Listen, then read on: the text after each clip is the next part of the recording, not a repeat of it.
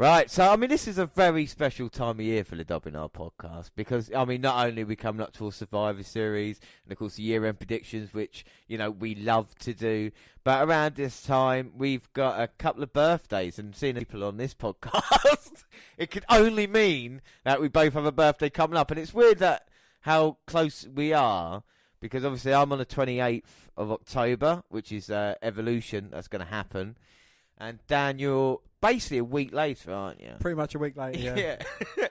Which would be the day after Crown Jewel, so November the 3rd.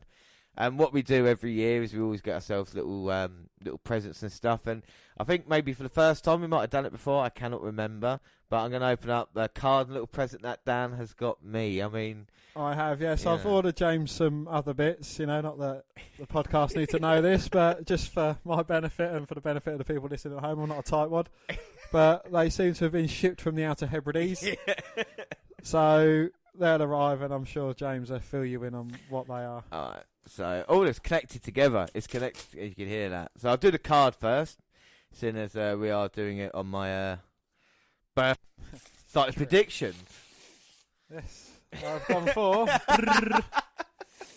Give out. Birthday boy. This card is guaranteed to attract women to you day and night. Just open it and pin it to your door. Oh, God. And it says ladies on it. Left-hand side. Left-hand side. To James, may you have a wonderful October birthday. Just remember, older means wiser. And if you read down the left-hand side, what does it say, James? It says stay hyped. No, the left. If you read down the left-hand side, the first letter of each line. Oh, Mojo! Very, very clever. Mojo, stay hyped, Dan. And the ladies, and there's a little, I don't know what this is. Oh, and it is a scratch card. And I have won £5,000. Hey. I will do that in a minute. I have the present now. If you can guess what it is, it's not something that I get you every year. It's a pop. It is a pop. I do. Oh, I'll let everybody know. I collect pop vinyls. So anybody fans of the show, just email me. I'll let you know what I have and haven't got. That'd be cool. And this one is Dancing Groot. Ah, see, one you have or have not got. Yeah, that's one I haven't got. You're right. I've got Groot, but I haven't got Dancing Groot. I've only got Big Groot, if you know what I mean. You got Little Groot there as well. Little Groot as well. So Dancing Groot. Oh, that is lovely, Dan. Thank you very much for that. Worries. And I'll make sure I try and better that for your birthday next week. Well, you know, I'm not going to go too crazy, but we'll see what happens. That was nice. That was a little birthday celebration, little happiness to bring you before we get into the quite depressing news, really. First off, we've got to say it's a change of schedule. Before we start, we've pushed back Mixed Match Challenge and NXT UK Special until next month. I mean, we still have loads coming up, including the Halloween Special, Evolution, and Crown Jewel. The reason for the change wasn't because of wrestling or something scripted. No, it wasn't a superstar, just a man called Joe. Well, the 33-year-old gave a speech during the broadcast to tell a crowd he'd been battling the condition for 11 years. WWE Champion Roman Reigns shocked Monday Night Raw with an emotional revelation that he's battling leukemia. Well, the 33-year-old star, real name Joseph Anoi, gave a speech during the broadcast to tell the crowd he'd been battling the condition for 11 years. He announced he would be relinquishing the Universal title due to relapse of the illness. The father of three said he felt like he owed an apology, but the wrestling world has rallied in support of the Florida native. Reigns has main evented WrestleMania and won the Royal Rumble during his WWE career. Yeah. Right, so, I mean, the story really started is because we do news on the podcast every week, or every month as well, I have a look at the kind of news stories that can maybe develop or just kind of burn out and not really the stories. And one of the interesting things coming through the weekend was the fact that Roman Reigns had missed the weekend house shows. And what was the reason for it? Some speculated it was because there was the Women's Evolution pay-per-view coming up, and Reigns was just being rested. The fact he might have an injury, no one was really sure. And, you know, I woke up Tuesday morning to check my phone to get the Raw results that I do every morning. As soon as I opened it up, it you know, the headline was Roman Reigns has leukemia. And not many things, you know, can get me in certain ways as a surprise or even quite upsetting. And, you know, the whole thing is WWE is, of course, a show, you know, and it's all scripted and it's all, you know, they know what predetermined, they know which he's going to do. And this was just so real. It was kind of unbelievably so. And for it to be Roman Reigns, or like you said, you know, he's Joe and I, isn't he? It was kind of so real, even too much so. And the kind of, when he went out there in front of the crowd, you know, the reaction he got to start with was kind of boos and a few cheers, you know, the normal reaction. And he came out to the ring with the kind of the microphone in hand. And I mean, we got his full speech here, actually. Before we talk about his speech, Dan, where were you when you heard the news? I was at home watching it on Tuesday after work. So were you shocked? I was very shocked, yeah. I'd obviously seen the stories because I look on Twitter and obviously, you know, I get my updates from the network. And, you know, it's just something that to see. No. I watched it 3 times on that Tuesday just to kind of make sure I'd heard everything and kind of get my head around it, because it was kind of like, it was unlike anything I'd ever seen. Yes, we've seen retirement speeches in the past, you know, people like Daniel Bryan or Edge or Shawn Michaels, cough. But, you know, this one was just something completely different. But we got the speech here in full, so Dan, why don't you start us off? I feel like I owe everyone an apology. For months, maybe even a whole year, I've come out here as Roman Reigns. And I said I'd come out here every week, that I'd be a fighting champion, that I was going to be consistent, that I was going to be a workhorse, but that's all lies. Well, it's a lie, because the reality is my real name is Joe, and I've been living with leukemia for 11 years, and unfortunately it's back. And because the leukemia is back, I cannot fulfill my role, be that fighting champion. I'm going to have to relinquish my Universal Championship. I'm not going to lie, I'll take every prayer you can send my way. But I'm not looking for sympathy. I'm not looking for you to feel bad for me, because I have faith. When I was 22 years old, I was diagnosed with this, and very quickly I was able to put it in remission. But I'm not going to lie, that was the hardest time of my life. I didn't have a job, I didn't have any money, I didn't have a home, and I had a baby on the way, done with me. But do you want to know who gave me the chance? The team that gave me the chance was WWE. And when I finally made it to the main roster, I was on the road, they put me in front of you, the WWE Universe. And to be honest, you have all made my dreams come true. And it don't matter if you cheered me, it didn't matter if you booed me. You've always reacted to me, and that is the most important thing. And for that, I have to say thank you so much. But you all know the deal and how life is. Life's not always fair. It's not all peaches and cream. Sometimes life throws you a curveball. And right now, the best thing for me to do is to go home, focus on my family and my health. But I want to make one thing clear. By no means is this a retirement speech. Because once I'm done whipping leukemia's ass, I'm coming back home. And when I do, it's not going to be about titles and being on top. It's about a purpose. I'm coming back because I want to show all of you, my family, my friends, my children and my wife, that when life throws a curveball at me, I'm the type of man that will stand in the batter's box, I will crowd the plate, I will choke up and I will swing for the fences every single time. Because I will beat this and I will be back and you will see me very, very soon. Once again, thank you so much. God bless you and I love you. Believe that. And with that, the crowd who were kind of booing him earlier completely changed and everybody was applauding him and cheering. This is one of those moments that Roman Reigns now has been forever changed in the WWE Universe and the kind of history behind him. And not just because of this illness, because now people are finally going to see what Reigns was all about and why, you know, it wasn't his fault he was put in that position. He has now got the love of the WWE Universe behind him, and that will never, ever change, you know. To be dealing with that disease, to come out here and kind of admit it to the way he did, the world, you know, it takes so much courage and so much heart, you know. And I just thought it was a kind of so upsetting that a guy had to relinquish his title after working so hard to get to that position, you know. He's main evented the past 4 WrestleManias, you know, and to still be there, night in, night out, and having the kind of wars that he's had with Braun Strowman and with the Shield together as a team as well. I just think it was, fair play. Think of the whole speech. Do you think? Yeah, what did you think of Roman Reigns first and foremost?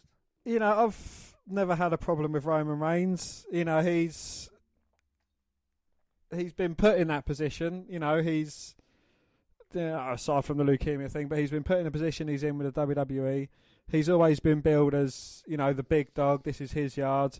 And he's just done what's been written for him. And whether people boo him or cheer him or, whatever day it's down to them. And, for him to come out, it must have taken everything he had in him. Because, just even the look on his face as he was delivering that speech, he was choking, he was choking up. He was finding it hard to battle back the tears. And, to see him come out as Joe, not as Roman Reigns. But, as a man, he even looked completely different with his hair up in a bit of a man bun in street clothes. And it's just okay. Yeah, I mean, it must have been agreed, that day, or the news must be found out even over the weekend.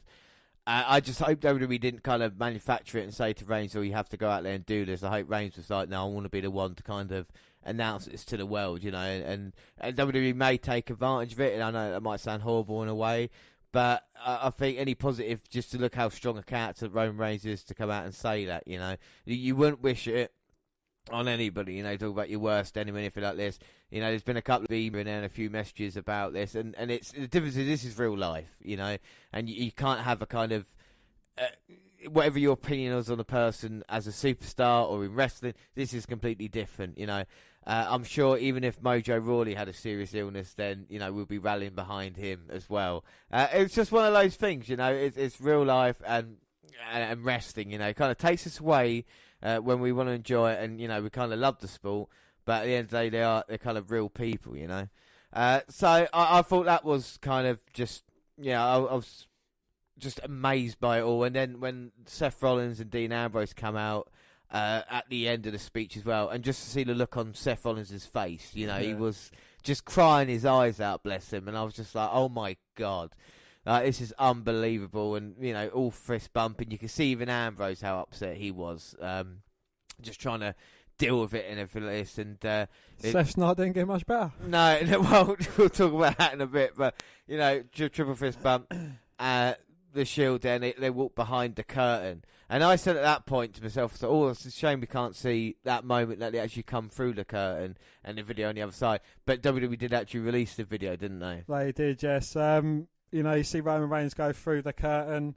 He got embraced by Triple H, by Shawn Michaels, even by Paul Heyman, who's been kind of goading the Roman Reigns character as part of Brock Lesnar's advocate. Yeah. And, even to see someone like Braun Strowman as well, who was the first active wrestler to come up and embrace him, and and he was saying, anything you need, anything, I'm here for you, brother, I love you. And just to see someone, because people that don't know the Braun Strowman character, off camera he's actually an absolute diamond. He's a gentle giant, and to see someone coming up like that, because a lot of the roster I found out that they didn't even know what had happened. There was only a select that I think Vince found out on the Thursday. And obviously the people that knew, and then a lot of them found out at the same time we did. Well, what I found interesting, it kind of solidified a couple of things for me as well, was the fact that kind of Vince McMahon wasn't the first guy Roman Reigns saw after he came out. It was Triple H. So I don't know if Triple H is now kind of just running Raw and SmackDown, week in, week out, and being the first guy there. And just kind of the way, like you said, the roster reacted. We saw Finn Balor there, we saw all the kind of the women's wrestlers there giving him a group hug. And then he's walked backstage as well when he's Titus O'Neil, and he's like, "Oh, you're the guy that coached me when I first joined," which people might not know. We think of Titus now as just a dude that slid underneath the ring, but in fact, is when Roman Reigns joined, he kind of took him under his wing and kind of walking through the back as well. And it just shows you how much of a locker room leader that Roman Reigns is. People might have a go at him, but he really has. With John Cena being away, obviously the Undertaker not full time, and have stepped up and said, "No, I'm going to be the guy now that people can come to, and we can work together." And speaking of that, a lot of wrestlers have come out and actually said things about Roman Reigns, which, like I said, to just to be able to working with him, whatever, and finding that out. I mean, tons and tons of people. Yeah, pretty much, every wrestler, face or heel, they've come out and said a piece, about Roman Reigns and how they've been friends backstage. I think as much of a dick he is, Leo Rush came out with a nice sentiment. Aleister Black had a brilliant story as well about him. Yeah, we'll get on to the Aleister Black. I got that story. Like John Cena said, courage, strength in the face of pain or grief. You've given us your everything, including a courageous, vulnerable moment. We, your W family, give you all our love and support. Thank you, Roman. Never give up. Nakamura said, come on, big dog, another fight. Let's do this again. Finn Balor, Daniel Bryan, I've never seen the air sucked out of the locker room like it was tonight. Our thoughts and prayers with Roman and his family. Kurt Hawkins said he's the backbone of the entire locker room. It's just an outpouring, and across all sports as well. And it was everywhere. Sport and Radio 1, all the kind of the news shows, ESPN and stuff like that in America. And everybody just paying tribute to Reigns. And Reigns, went to Twitter, didn't he, and thanked everyone for the support after last night's Raw. Yeah, he said, thank you to everyone who's reached out. I can't put into words what it means to me. Your energy and positivity motivate me to get better quickly and to get back in the ring. But for now, I'm going to spend time with my family and focus on health. Thank you. Vince McMahon took to Twitter and praised Roman Reigns, letting him know that the WWE will stand by him as he battles leukemia for a second time. As noted, Reigns relinquished the title. Vince McMahon wrote, a warrior through and through, Roman Reigns, your entire W family stands with you. Thank you, Roman. Oh, even Samoa Joe, face or heel, everyone's been pulled together for this fight. And Samoa Joe, he will fight, he will win, and I will be waiting. Charlotte Flair, you gave us the gift of your work ethic in NXT. You gave us the gift of your athleticism and determination in the ring. You gave us the gift of your knowledge in the locker room. But your comeback match will be the greatest gift of all. We are all looking forward to it. Aleister Black said, Roman Reigns, I'm not someone who usually does this, but given the circumstance, I feel I want to write a little bit. When I started out in wrestling, it wasn't easy. It wasn't easy to get in as it is now. Back in 2000, wrestling, especially coming from the Netherlands, was still somewhat hidden.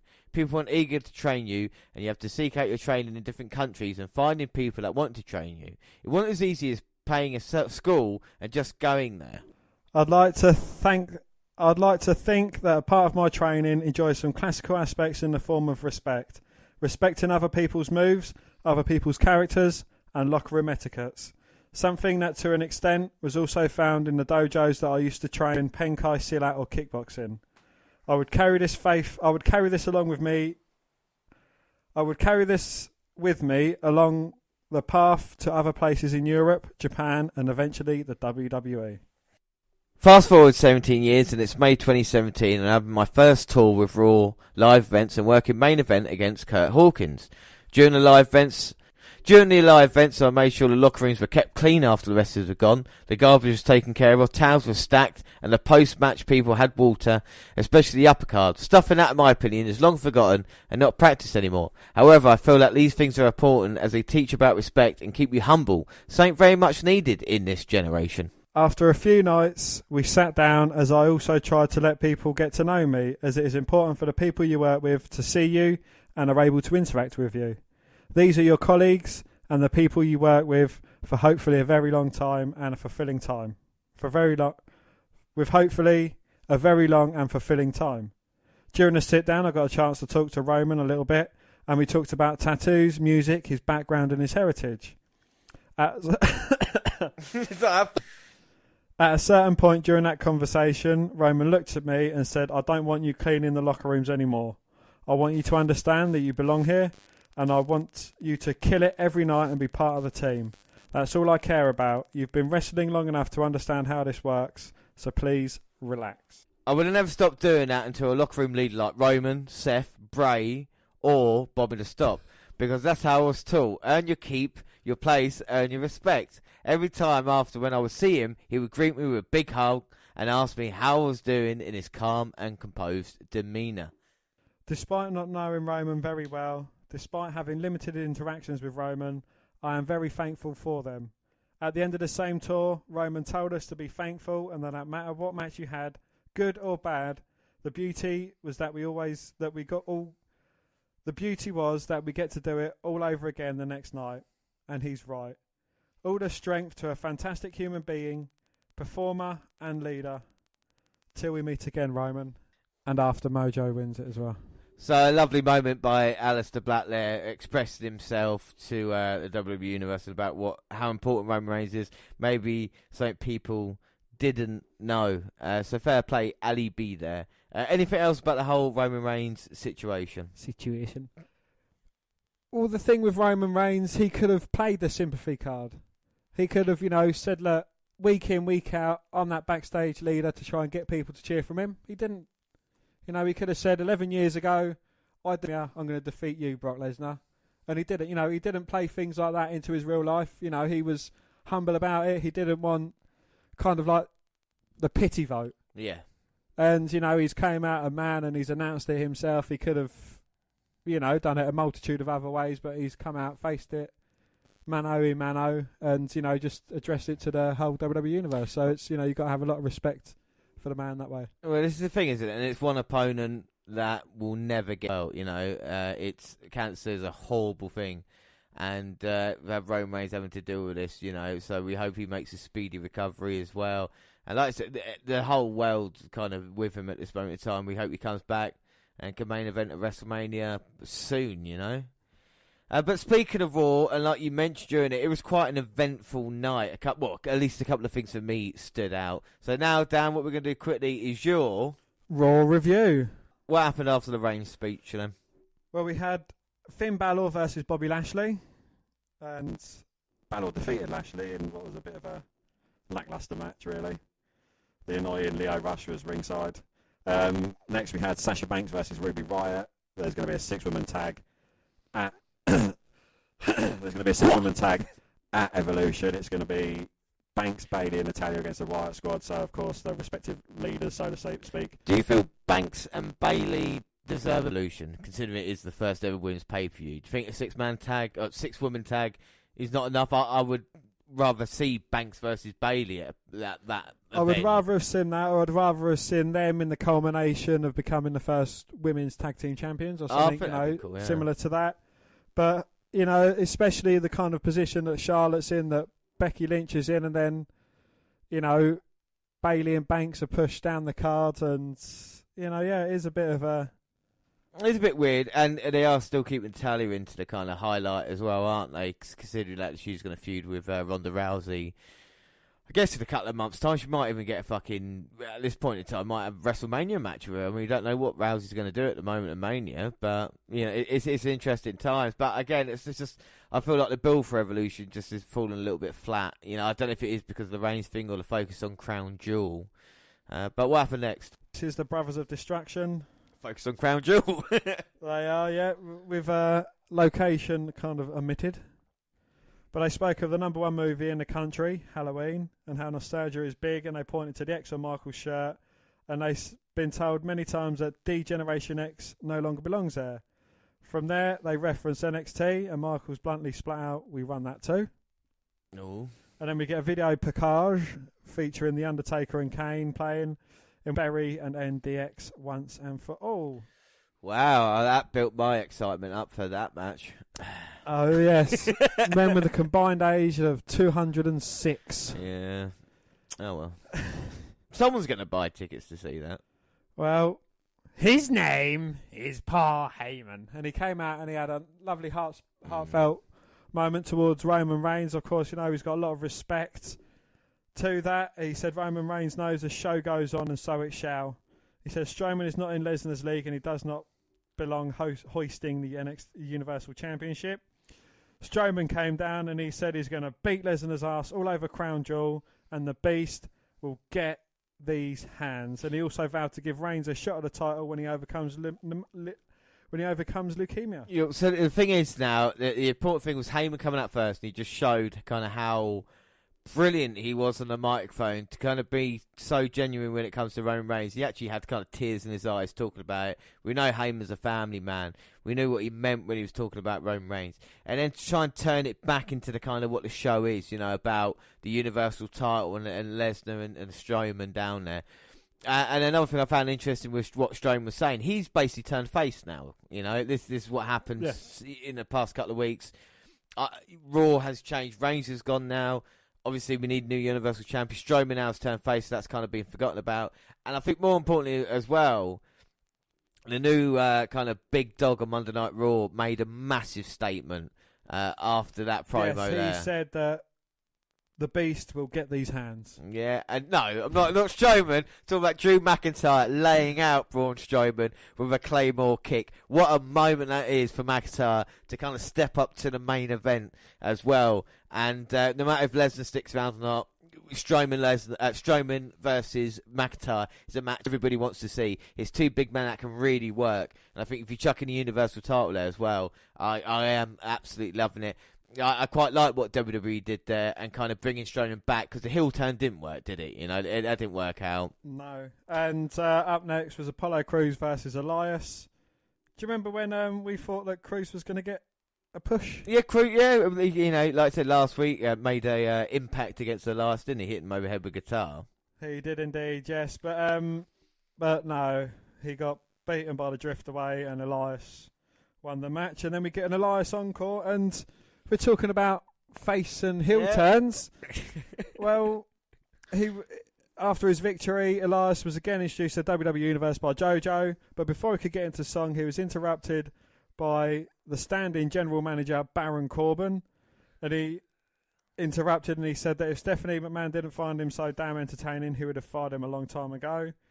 The two went back and forth before Elias walked off stage and then returned and smashed the guitar over Corbin to a thunderous ovation, turning himself face in the process. It's about fucking time because how over was GPD in London when we saw him there as well. You know, the crowd loved every moment of it, and I think a face Elias will work perfectly, and now he can maybe move up the card a little bit. We know he can do well in the ring. And I think the fans will get behind him because now he could just take the piss out of the rest of town, you know. And I think turning Strowman and Elias, you've got your kind of faces there. They're the kind of two guys, and then of course, like I said, with McIntyre. Indeed, yes. And then we get Ronda Rousey and Nikki Bella signing their contract. Rousey joined Michael Cole in the ring for the contract signing. She vowed not to lay a finger on Bella because, unlike her opponent, she is a woman of her word. The Bella twins entered. Nikki immediately took shots, recalling the times Rousey promised her mother she would be victorious, only to disappoint her. She followed up, telling Rousey to imagine the disgust her mother will have when she loses the Raw Women's Championship at Evolution. And Rousey came back, said, well, you know, you say you're banging down doors. The only door you banged down was John Cena's. And look how that ended. Well, Nikki signed the contract, slapped Rousey before taunting her. The champion, you know, Rousey said, you know, she didn't hit her back. And she said, you know, I vowed to end you at Evolution. But I'm a bit 50-50 with this. I don't know if Rousey did that well with such a kind of scripted promo, or if the fact, like, I don't see the Bellas as a threat. Maybe if it was 2-on-1, then I would think, oh, maybe they got a chance. But I know they're trying to build Nikki Bella up, but they haven't really done, you know. And this has kind of fallen flat. And to bring John Cena into it, I don't think Rousey needed to do that anyway. But I might be wrong. It might be a great match. But it's definitely going to be the main event of Evolution, which I think is a shame that Nikki Bella versus Rousey will be. I think the Charlotte Lynch should be. Yeah, in my opinion. But. Yeah, most definitely. Most definitely. But they're obviously building up Rousey now. I mean, if they just lost Roman Reigns, then the face of the company is just going to be all Rousey, especially with the kind of the women's evolution right now. You know, and this has opened up an opportunity for her to definitely main event a WrestleMania, for a woman to main event it, and how they go on from there. You know, you got the Natalia feud, and we just need to kind of get rid of the Bellas. To be fair, no offense to the Bellas, but you know, just fuck off. Well, they said the other day they still want to be known as divas, and it's just kind of no. Yeah. Do you know what I mean? It's like, no, we've changed now. Well, there's a fatal four-way match. I don't know in which momentum was at stake. Oh, because they're all in the Battle Royal. It was Nia Jax, Ember Moon, Tamina Snuka, and Dana Brooke. It was finished with Moon hit and Eclipse Tamina Snuka for the win. Yeah, it's good to see Tamina back. And out. And then for the main event, it was the Raw Tag Team Championship match, The Shield versus Dolph Ziggler and Drew McIntyre. Well, the thing is, yeah, like I said, the Raw Tag Team titles are on the line, and they had set it up. So, you know, we had that lovely moment at the start of the night with Ambrose, Rollins and Reigns, and the crowd was 100% behind the Shield. They wanted this moment, this brilliant moment of them winning the tag team titles and kind of completing this kind of emotional night in the right way, you know. And what they delivered was kind of, again, a fantastic match. And I think credit goes to Ziggler in this as well, because I was watching it with my dad and he was going, oh, that blonde one jumps around a lot, doesn't he? And I'm like, oh yeah, Ziggler's all right, but he just never really made it. But he and Rollins' kind of chemistry together, you know, is a great match. And I think, like you said, that the hardness of Ambrose and McIntyre into it, I just think it was a great Raw main event, especially for the tag team titles. I don't know what you thought of the main event. I thought it was a bloody good match, yeah, and you know, I think the way it kind of played out as well with the Claymore kick earlier on Strowman, so Strowman came down, basically scared the shit out of Drew McIntyre, ran off like a little bitch with his tail in between his legs. My dad actually said, why is McIntyre running away from? And why is he running away from? And I said, because he's a heel, he has to, but also because he's conserving energy. And that's probably the main reason why he went away. You know, McIntyre's not scared of Braun Strowman. It's like he's not scared. He just Strowman didn't know how to sell. You know, McIntyre hit him with a chair and Strowman no-sold it. So it's kind of his fault for trying to look so strong, really. But we'll discuss that. And I'm not going to have a go at Strowman, but he distracted McIntyre, so McIntyre wasn't involved. It was before that though. It was the kind of great back and forth as it always is. It was lovely chemistry between all four guys. Yeah, you know, it's. They all work hard, all four of them. And Ambrose looked really, really strong as well, trying to help Seth Rollins out. Seth Rollins is always a great face in peril, you know. And like you said, the zigzag. There was one moment towards the end, the zigzag, when Rollins hit the ring post. Ziggler hit the zigzag, went for cover. I thought that was it, but no, obviously kick out. Oh. And then, like I said, Strowman came down. And then Ziggler was like, yeah, might be all right. But no, that wasn't to be. And he got thrown back in the ring. Curb stomp, 1, 2, 3. New tag team champions. Oh, what a crowd reaction that was. I mean, everybody happy. That was, yes. And how do you get nuclear heat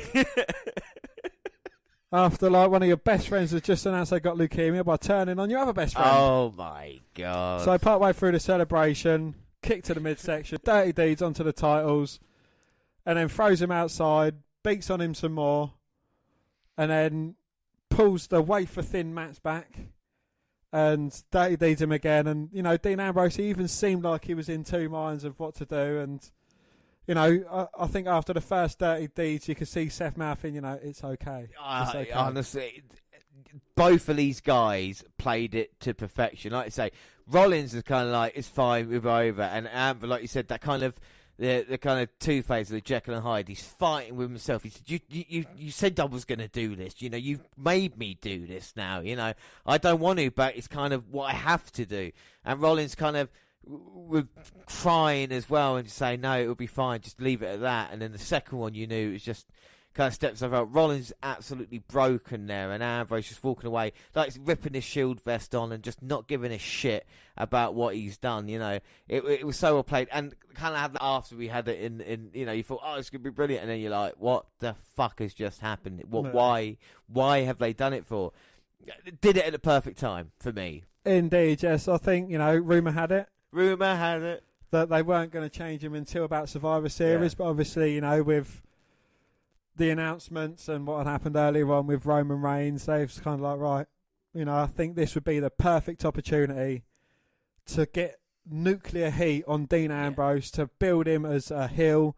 And, you know, on a night of flip-flopping, you know, just think, Roman Reigns is such a character. They've had to have like 3 wrestlers kind of change to shake it up. And, you know, you may think, well, you know, it's just a normal night after Mania, but it really isn't. No. You know, it's just how the business is, and it's kind of changed things up. I suppose, you know, they probably had ideas for the Shield at Survivor Series, as that is kind of their show, but that's obviously not to be for the time being. And, you know, I think they've done it at the perfect time, in the perfect way. And it was, you know, you thought, oh yeah, everything's all fixed now, they got the tag team titles. Oh no, it's not. Yeah, and this is the thing, you know, with the tag team, first of all, with Raw, it has completely changed now. Like, it's going to be a different show going forward. Whether that be good or bad, it'll be good to see.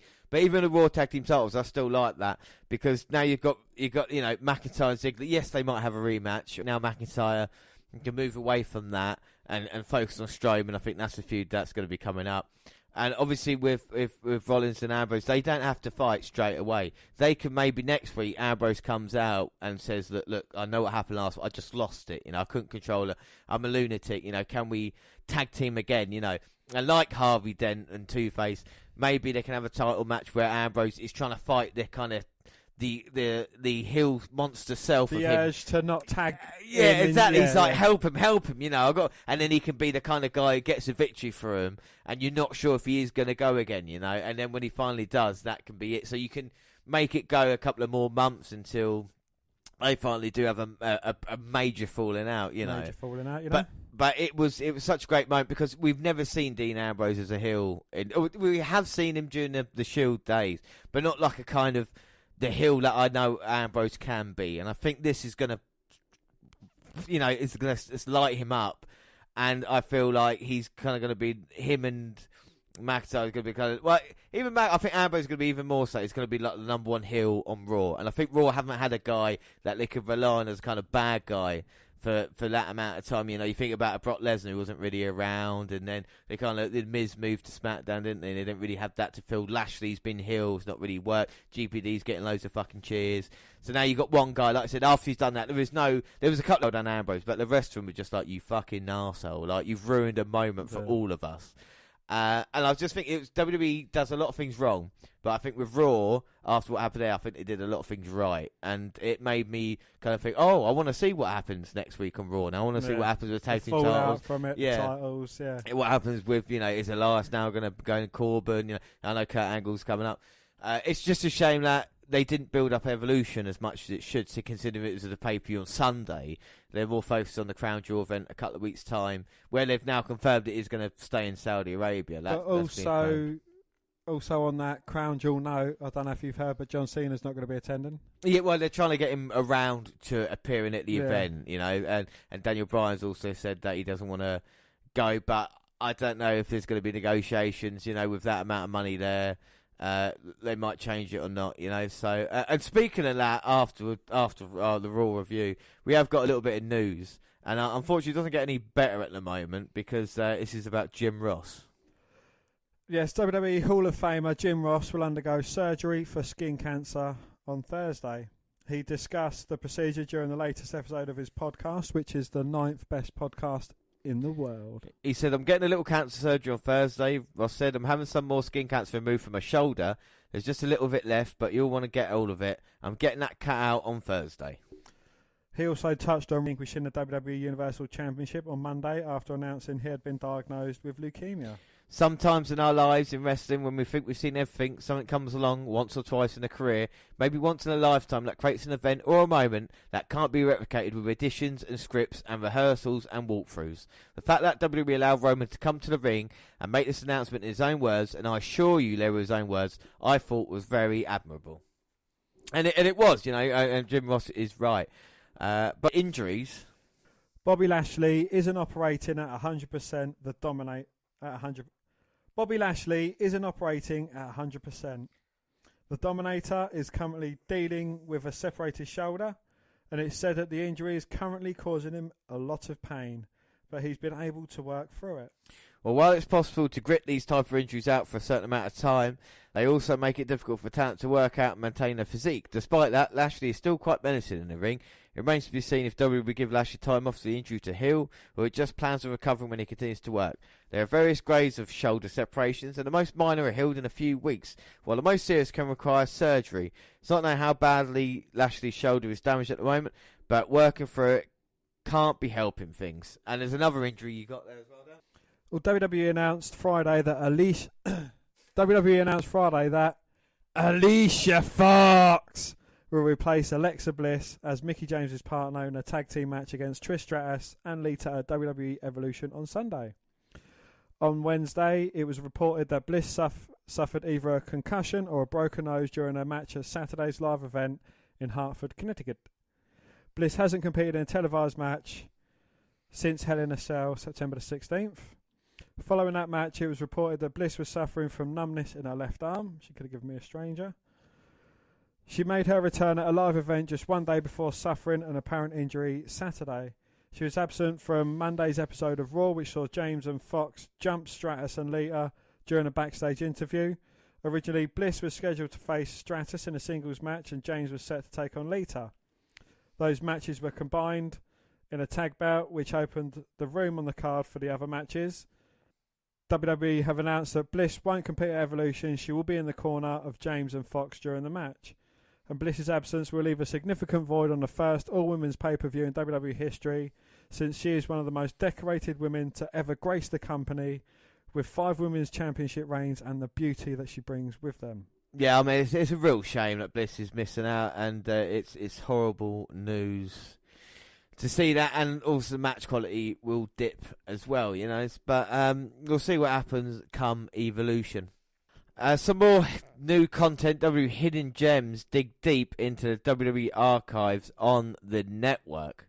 From the legendary last Battle of Atlanta to the historic meeting of the Nature Boys, you can dig deep into WWE archives to witness wrestling lore come to life, spanning over 60 years. Destruction comes to OVW. Undertaker has a surprise in store for the team of DDP and the Firethon, who was Batista when his brother Kane. That was in 2001. Another one, the Brothers Destruction coming down, put the brakes on Stone Cold Steve Austin's Triple H in a rarely seen moment from Raw. And basically everything else that we've talked about as well in the past that has kind of joined. I think we watched everything really.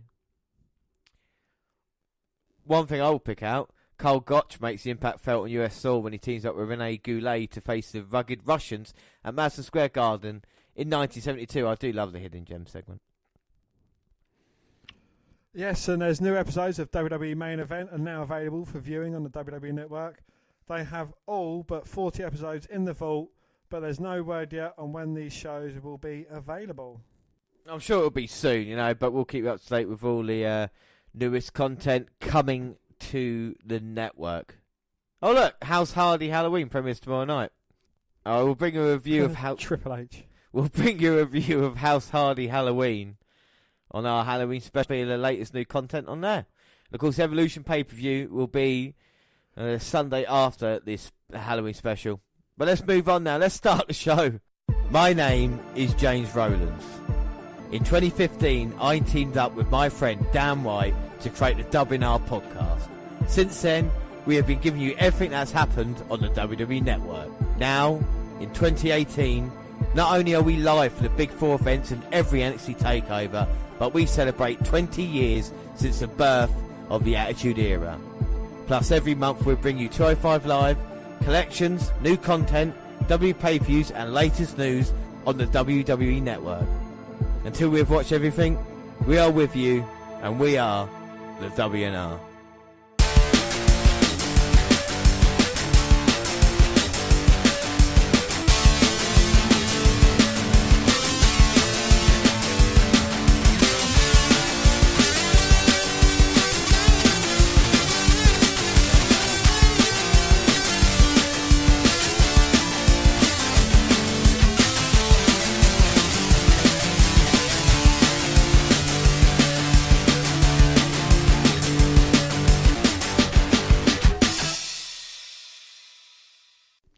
Yes, hello, I am James Rowlands, and as always I'm joined by Dan White.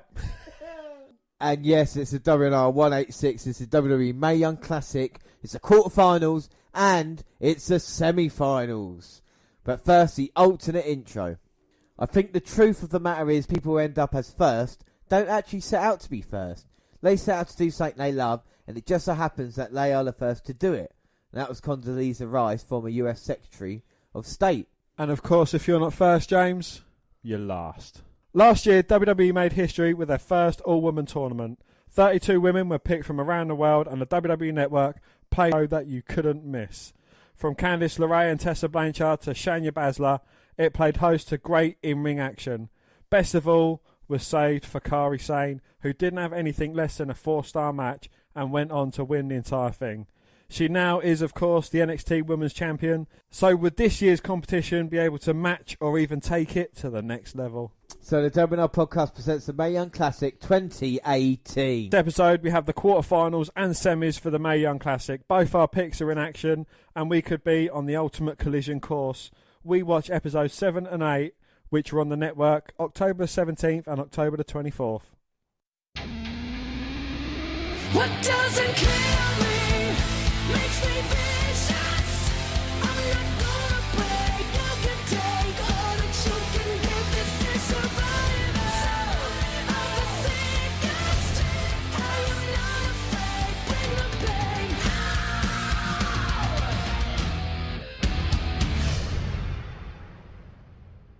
The first match of the quarterfinals featured Japan's Satomoto taking on the high energy Lane. These two could be more different in terms of in-ring style. And Lacey Lane, of course, is 5'2". She uses a crucifix bomb as a finisher, and she's got a lucha strong style. And of course, Satomura, she's 5'2". Her finisher is Scorpion Rising, and her style is strong style. Well, Lacey Lane got here by defeating first Vanessa Craven in first round action. She was twice the size of Lacey Lane, but managed to pull it out of the hat. Then second round, Tanara Conte, in a bit of an upset, I would say, in the last podcast that we did. And now, of course, facing now Satomura. Well, yeah, Satomura, she defeated Killer Kelly in what I thought was a very good match. It was my match of the first round. And she featured in my match of the second round as well against Mercedes Martinez in a brilliant competition, which could have gone either way. So is she the Kairi Sane of this year? You know, she's not had worse than a 4 out of 5 match yet. Going into the quarterfinals now. I mean, Lacey Lane's not been the strongest, has she, really, in this competition? So I do expect Satomura to win, but I hope it's going to be a really good match. Is Jessica Carr checking both of these ladies out? Oh, yeah, it's certainly going to be an interesting matchup between these two. Can Satomura get the best out of Lacey Lane? I mean, Lacey Lane, she's been quite underwhelming, you know, no disrespect to her, it might have been her opponent, but, you know, she went against Conti in the last round. It wasn't the greatest of matches. Well, like we say, she's been a bit fluked a couple, so maybe that gives her a little bit of hope in this match against such a strong favourite in Satomura. You know, it's going to be difficult to see. Satomura's not really put a foot wrong yet, whereas Lane's kind of, you would say, lucky to be here out of all the quarterfinalists that we're going to see on this episode. But who will be the first lady through to the semi-final? It'll be interesting to see. Colin elbow top to start. Satomura pushes Lane onto that top rope. Breaks cleanly. Goes for a kick. Lane catches it. Responds for a fall. We're going to try and use some speed in this match. But you talk about the height. Evenly matched. Both 5'2". Both with a strong style as well. The only thing probably obviously Satomura's got is the experience in this one. She's been a veteran. Been around. Done that in Japan. And I'd say so far, Satomura's had the hardest. I'll completely agree as well, as both of them are now training handsprings and kicks. Well, Satomura, she's got the leg of Lacey Lane, but, you know, respectfully lets it go and offers her the handshake. Oh. Lane pushes it away. I think she's playing the heel in this one. A little bit of disrespect, and that's what you get for disrespect. Kick to the face. Well, she ducked the second attempt, but she didn't duck that third one as she comes spinning round and just clocked her straight in the side of the head. And now Satomura picking up Lane on her shoulders, but Lane rolling through. Oh, Satomura looking for a stomp, but Lane moving out of the way, sweeping her leg, kicking her in the chest, going for a cover, but only getting a 2 count. 2. And that was impressive by Lacey Lane then. Lane going to go behind. She's got the waist lock. You talk about the experience of Satomura. She's managing to turn it round. Lane going from behind, takes her leg down. Springs over the top, goes for the first kick, dodge, but gets the second one. Goes for a cover, 2. Oh, but Satomura just managing to kick out. Oh. Big kick to Lane by Satomura. Oh, going at it for again. Well, Lane ducking the first one, but Satomura rolling through, looking for that armbar. Now Satomura's just trying to kick the legs apart so she can get that armbar locked in. Well, what's saving Lane then is the hands grasp, but you can see Satomura turning it, and it breaks the grip. But when she turns back on, now she's got it, but the leg's under. But Lane did roll through, looking for a pinfall attempt. Now she's just trying to get to that bottom rope to try and get some separation. Manages to finally. But the damage might be done to that arm already. Oh, if it weren't done there, it's done after a kick across the chest. I think her arms was up. Snap suplex there by Satomura. Looking for some lefts and rights. Lane ducking them, catching her with a big elbow and a knee, followed up by a second elbow. Backs Satomura up into a corner and just flies in with some big elbows to the throat. Really impressive by Lacey Lane now, showing a bit of fire. Well, she knows she has to turn it up a gear against Satomura. Running knee lift. And now running again, Lacey Lane. Satomura low behind her. Well, Lane had it scouted because she's flying cross body, only getting a 2 count though. 2. Looks like that bald head's just floating there. Well, if anybody sees that, let me know. Oh my God. Well, Lane's not going to win in a strike fight with Satomura. Catch her with a kick. Death Valley driver. 1, 2, 3. Job done and dominant there by Satomura. Not her greatest match in the Mae Young Classic, but if it was to make her look strong, that definitely worked. And I would say if I didn't have Io Shirai as my pick, I would choose now Satomura. Dan, what did you think of that match? Yep, Satomura is definitely impressive. She's definitely the Kairi Sane of this tournament. She's had very impressive matches. It's rare to see a referee dwarf both competitors in the ring, even in the cruiserweight division. Jessica Carr towered over Lane and Satomura. Well, Lane's attire looked like something out of an X-Men movie or Mortal Kombat game. That's not necessarily a bad thing in pro wrestling. Well, the show's only an hour, but WWE gave all 4 matches a 25-minute time limit. It didn't go that long, but it seems like an oversight. Why even announce time limits unless 2 superstars will go to a draw? This one, not as strong, but she was over a lot quicker. Yeah, well, this is the thing. It was more the dominant fashion, which is quite surprising. But the first woman through to the semi-finals of the Mae Young Classic is Miko Satomura. And she will go now to face the winner of your pick, Tony Storm, or Mia Yim, which we'll see in a bit. But right now, it's my pick in action. It's Io Shirai going up against Deonna Purrazzo. Well, it's a little surprising that WWE won't wait at least until the semi-finals to have this match, since both women have been heavy favourites since we announced for this tournament. It's my pick, Io Shirai going against Deonna Purrazzo. For Shirai in this match, she has to avoid that we saw Purrazzo on the last round. But we'll get on to that in a second. My pick, Io Shirai, of course, beat Dan's pick, Zia Brookside, in first round action. Then she moved on to beat Zeusis in the second round, and now she faces Purrazzo.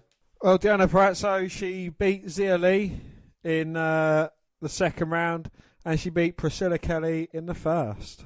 Io Shirai is 5'1", uses the Asai moonsault, and is a high flyer. Well, Deonna Purrazzo, she's 5'2", she uses a Fujiwara armbar, and she's a technical wrestler.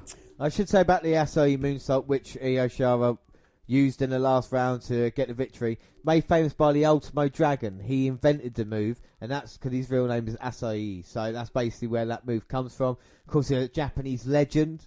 Of course, we've seen him. Not that that matters or not, but of course, Io Shirai now involved in this match and using that as a tribute to all the kind of Japanese greats that have been. You think about the great Japanese wrestlers like Jushin Thunder Liger or Men's Tio. No, Great Muta. Dick to go. Michinoku and people like that.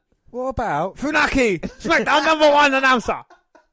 I don't think you're allowed to do that impression anymore. But here we go. It's my pick, Io Shirai. Can she go through to the semi-finals of the Mae Young Classic? She has to avoid the Fujiwara armbar in this one. Tentative start. Both of them showing a bit of respect. Jonah gets out of that one. The arm, but Io won't be faced. See, got the headlock already. Well, this one, he'll either go on to face Tegan Knox or Rhea Ripley. A shoulder tackle there, taking down Shirai. And the handstand wants to bring on Io. Hurricane Runner there, takedown, but nice by Io. Look at that, nip up. Lands on her feet. Yeah, Shirai running the ropes, doing a couple of handspring backflips, drop kicking Deonna down and nipping back up to her feet.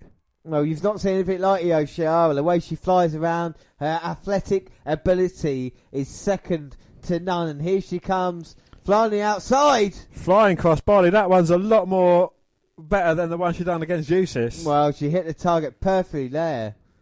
And huge Io chance. And perhaps there might be a little bit of trouble, gets thrown in now by Io.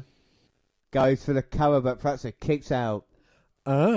Big knees to the midsection, goes for the cover, but again Pratso gets shoulder up at 2. 2. Come on, Diona, you can do this. Diona's just absorbing everything that Io Shirai has. She's going to come back with a flurry any minute now.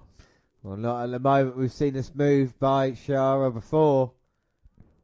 Getting elevation, comes in, no. Well scouted there by Diona. The bland Diona Peruzzo. Goes for the roll up, misses that, and now Shirai with one. Both women kick out. Roll up by Peruzzo, but Io Shirai managing to kick out. Go behind. Shirai now, double foot stomp. Oh. Back in control now. Look, she's got the brains. Yes, you have. Oh my gosh, huge forearm to the face of Diona. Pratso's out on her feet. It's been all Io. Let's go, Io. Oh, well, and Diona's responding with a big chop to the chest, followed up by a big forearm. But Io's responding with a forearm of her own. It takes Pratso off her feet. Irish whip reversed by Peruzzo. Arm drag takedown, handspring backflip, and a drop kick to the chest. And now Shiari's in trouble. Now spinning heel kick, that was very low.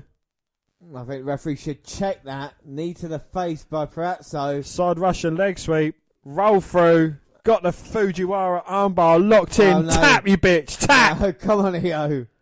Tap. No, she can't. Come on. Tap. Snap her arm off and beat her with a bloody stump. And Io rolls it through. Pinfall 2. Oh. And Diona had to relinquish the arm. But it's weakened up now. Yeah, but he runs right into a crossface. That's a sick move. He should never use that. And look how tight it is. Round the chin. And now the face. Go on, Peruzzo. Roll her through. Go for a cover. 1, 2, 3. Oh. No. She's got Todd Dillinger's knee pads on. 10. Io is still in this. Oh, look at that. Beautiful. Big uppercut there. I know, she's brilliant. And here she comes now. Bang! 619, dialing home. And West Coast pop. Io now springballs back in. Drop kick. Goes for the count. 1, 2. Oh, Peruzzo managing to kick out. What? No. What? No. And then Io's got the arm. He's going to put Pratso away now. The Acai moonsault. Dives up. Oh, now has her legs swept from underneath her by Peruzzo. Go on, Io. Hold on to the ropes. That's fair enough. You've got to break it. She did. With a kick to the elbow. Brutal snap German. And a second. Keep hold. Do the third. Bang. Flying headbutt. When did this turn into the Chris Benoit tribute match? And Pratso going for the cover. Yes! Straight on that arm, though. No. Very intelligent. Come on, Io. Fight this. Come on, Peruzzo. Snap it. Lean back. She's tapping with her foot. No, she's not. Get the other arm. That's it. Tap, tap, tap, tap, tap, tap. No, Io's too tough. No, she's too tough. Tap. Io's still Tap. in this. And the fans chant, Io, come on. Yeah, they're chanting Io tap. Oh, the hands Tap. close. Tap out. No, she didn't. She's still in this. Rolls it through. 2. Oh. Now transitions into the crossface. Don't tap. She's got it in. And look at the face of Io. That's an illegal hold there, ref. Well, even though the arm might be seriously hurt. She's got her arm free. Break it. Go back into the Fujiwara armbar.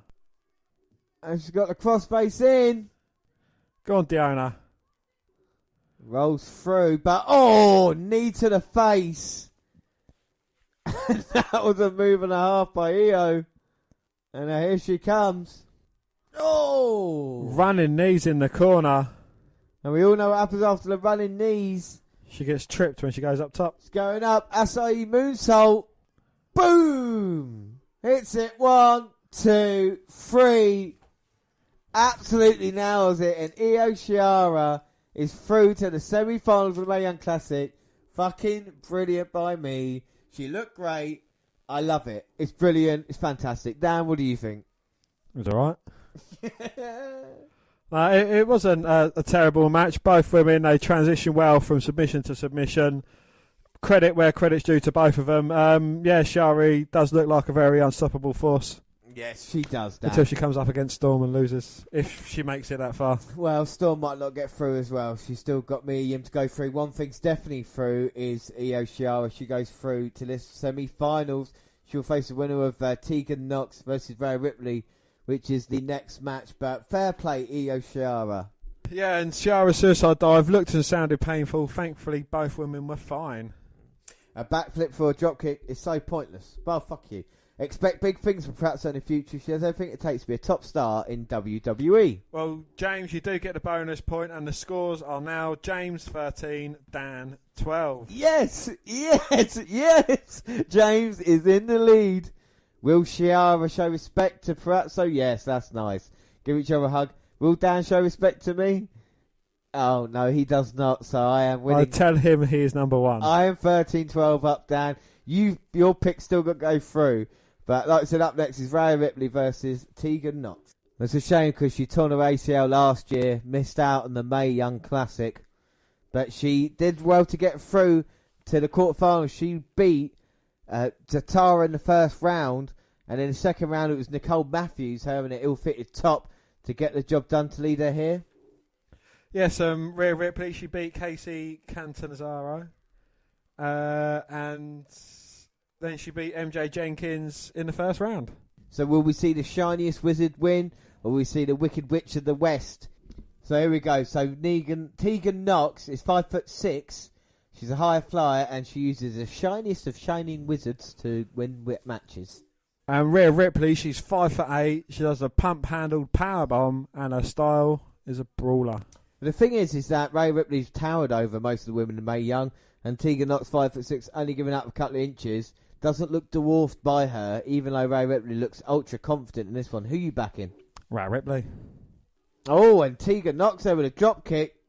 And she sends Rhea Ripley to the outside. And here come running a suicide dive. Oh, Bang. There you go. And the bad knee comes down right on Rhea Ripley, and she looks like she's hurt herself. And that is not a good sign there. Look how angry she is, slamming the stairs. The referee's out there to check on Nox, but in a bit of trouble here. Let's see the replay, suicide dive. I mean, it was a little bit of an awkward dive, but she's continuing low. Misses that from Rhea. Rhea Ripley picks her up. Oh my God. Slams her down, goes for the cover. Well, either that knee's really injured or that's the greatest selling of all time. She's saying she's good to the referee. Oh. Throwing up the X, the dreaded X. Well, she wants to continue, but Rhea Ripley slammed down into the doctors. He's just said no to Rhea Ripley, saying that you're meant to be a heel, but no. And they're backing her up. The doctors come here. Doctors, trainers, EMTs down. Whatever you do, please, don't try this at home. Oh, this is not good at all because we know her injury. It looks like it's the other knee now as well, which is even worse. Right down on it. Kind of kick out to the left as she was going down. Nah. Well, you get a Tegan chant. Oh, it is her left. Is it a left knee or is it a right knee? To the left, I think. And she wants to continue as well. Oh, kick to the midsection. She's certainly got a bullseye on them legs. We're continuing and she's just wearing Tegan Nox down. And Rhea throws her into the corner. Huge chop to Tegan. She knocked a nipple off that one. Well, maybe she can recover. And that fires up Tegan Nox. A little bit of chops coming out. Trying to fight back, but what good can she do with one leg? Trying to get some momentum. Oh! But gets caught coming in with a drop kick. And no, I think that is it. Well, drop kick there, and she said straight away that her knee went out. And that'll be it then, I guess. Well, Rhea Ripley's got to pass to the next round. Oh, this is not good. She's crying right now. She's on a HBK pose. Well, the crowd's silent as it's happening. My God, this is not good. Well, they chose to show all of it leading up to the injury. We got a bit more news though, haven't we, Dan? WWE star Tegan Nox facing more than a year out after an exploded and tearing ACL. I mean, this is absolutely horrific. Well, the 23-year-old was taken on Rhea Ripley when she launched herself out of the ring to attack her Australian opponent. The Welsh-born performer even tried to continue her fight, but was The Welsh-born performer even tried to continue her fight and was dropped to the ground by her opponent, slamming her knee off the floor. Yeah, and Triple H consoled her in the back as she was crying her eyes out as well. And she said on Twitter, after suffering a heartbreaking injury in the quarterfinals, Tegan Knox WWE receives words of comfort from WWE COO Triple H. yeah, and she said, well, that happened. I may be out a while, but I cannot thank my friends and family for everything they've done the past few weeks, for all the kind words I've received. It generally warms my heart and gives me that extra fire to come back. Knox took social media to share the extent of her injury and revealed how overwhelmed she was at her support. Female wrestlers have commented on it. This place is lucky to have someone like you, said Bayley. She said in a lengthy statement, she said, I was diagnosed with numerous injuries to the left leg, which included a dislocated kneecap, torn MCL and ACL. I completely tore my ACL and both meniscuses, bone contusion, second fracture on my left tibia. But apart from that, she's fine. What a horrible way to end it there. In that match, you can't really give it a rating or say anything about it. It is a shame, though, and I hope Tegan Knox can have a full recovery. But up next, it's the main event of the quarterfinals, Dan, and it's your pick, Toni Storm, going up against Mia Yim. What you're saying, my pick warrants the main event. Oh, you're so kind, James. I know you love her. Well, Rhea Ripley went through, and she will face my picky Shirai in the semi-finals. We already know Satomura is through. Who will she face, Toni Storm or Mia Yim? So here we go. You confident about Toni Storm in this match, Dan? I am, yes, because she's the best in the world. I don't know. Mia Yim has been really good, even though she's got the bandages over her injured hand. Will Toni Storm look to focus on that or not? She don't care. She could have a full 100% hand and she'll still get beat. Oh, here we go. Bell rings. And our last quarter-final match of the Mae Young Classic 2018. Can you believe? So how tall is Mia Yim? What's her finisher and what is her style? Only 5 women left in this year's competition. Well, as the action starts, let's not forget to say Mia Yim's 5'7". Her finisher's soul food, and she's a striker. Well, Toni Storm is 5'5". Her finisher is Storm Zero, and she has got a strong style. And it looks like Yim's already taken control in this match, kicking Storm down. You got to think of Storm's punishment. I mean, Yim here had a very down match when she faced off against Caitlyn, but I think she got away with it facing Alison Kay. How did Storm get it down? She had a great match up against Jenny, and then she faced Hiroyo Matsumoto in a fucking brilliant match as well. In the second round. So do you think she's going to show a bit to her body than Mia Yim is going into this match here in the quarterfinals? No, because she hasn't got a bandaged hand. So you think Yim...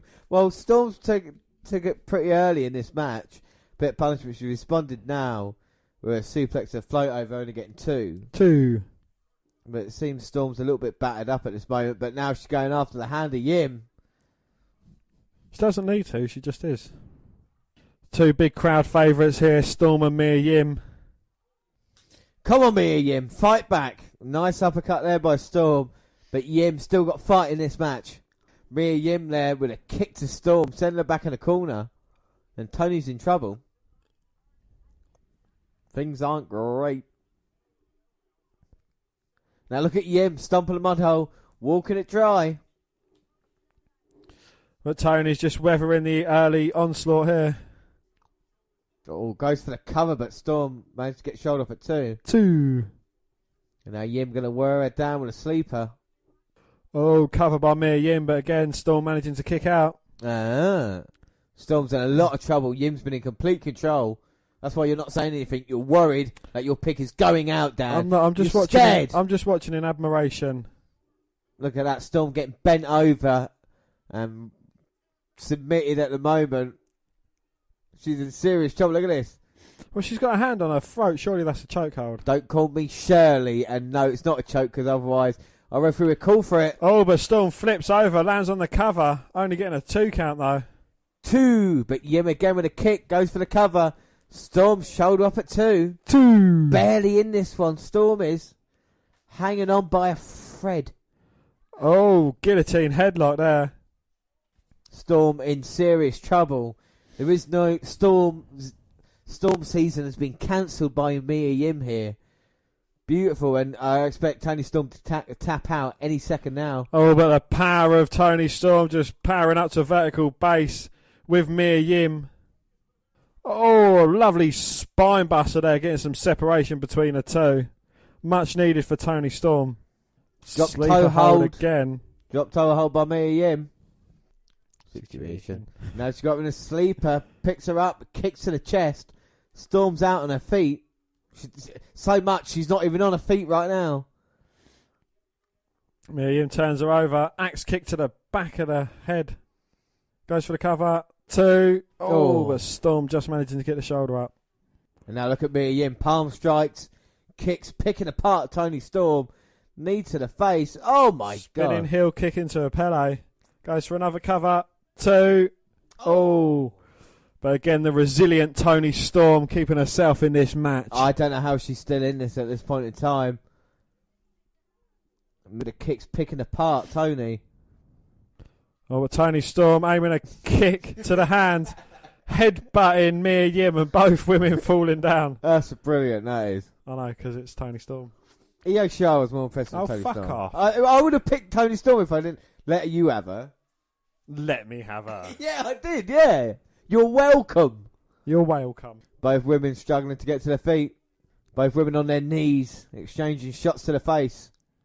Now exchanging slaps and chops and slaps and chops and slaps and slaps and slaps and slaps and slaps and slaps and slaps and slaps.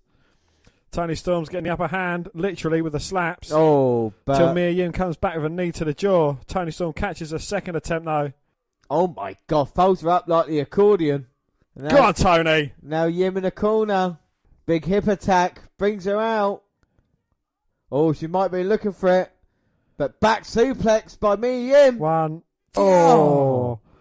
Toni just managing to kick out. She looks a bit like Mariah Carey. I know, Yim can't believe it. All she wanted for Christmas was a Mae Young Classic trophy. Comes on into Storm. Oh, Storm jumps over the top, rolls through. Gets her leg caught though. Oh! Powerbomb down. 1, 2. Oh! And a resilient Toni Storm still staying in this one. More guts than brains, and Yim can't believe she ain't got it down yet. What are you saying? Because she's blonde, she ain't got no brains. That's just sexist and racist and feminist. You're feminist. You're fattest. I'm not even stooping to your level. Well, the fans chanting this is awesome as Mia Yim goes to Soul Food. Gets Storm, uses the injured hand. Bang! Snap German suplex. And now she's going to go for it, Dan. Storm 0. Oh. Boom! 1, 2, 3. Thank you very much. Gosh darn it. Toni Storm goes through. She's the last woman to advance in the semi-finals of the Mae Young Classic. Did you like being ahead of me for that brief moment in time? Get Make the over it. fucking most of it, because it's never going to happen again, you muggy cunt. Happen again, will it, in the semi-finals? Once my pick goes through, my pick will go through first. Well, not if Toni Storm's such a big star. But it, Obviously she is. obviously she is, yeah. Storm goes through, she will face, well, good luck with that. She's got to fight Miko Satomura in what shall be a sensational semi-final. I'd rather go against Satomura than fucking Rhea Ripley. Well, Rhea Ripley's been impressive, but Io Shirai has to step up. She to that. fucking killed a woman's leg, James. well, She's put her out for a year, mate. well, you can't forget how dangerous all 4 women are, and what a lineup it is. Like I say, Rhea Ripley versus Io Shirai, and of course we've got Miko Satomura versus Toni Storm. So it shall be unbelievable. And nice sign of respect there. And wow, unbelievable stuff for the Mae Young Classic.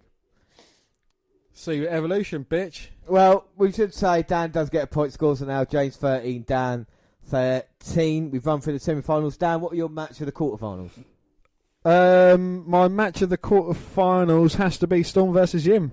Toni weathered the early storm from Yim, and then she came back with just the most brutal snap German suplex, and finishing it off. Yeah, I've got to agree with you there, but shout out to Lacey Lane versus Satomura to start Oh no, so shout out to my pick, Io Shirai versus Pratt. I thought that was a great match as well as we head into the semi-finals. And also a big up to Tegan Knox as well. Gutted that she couldn't make it any further.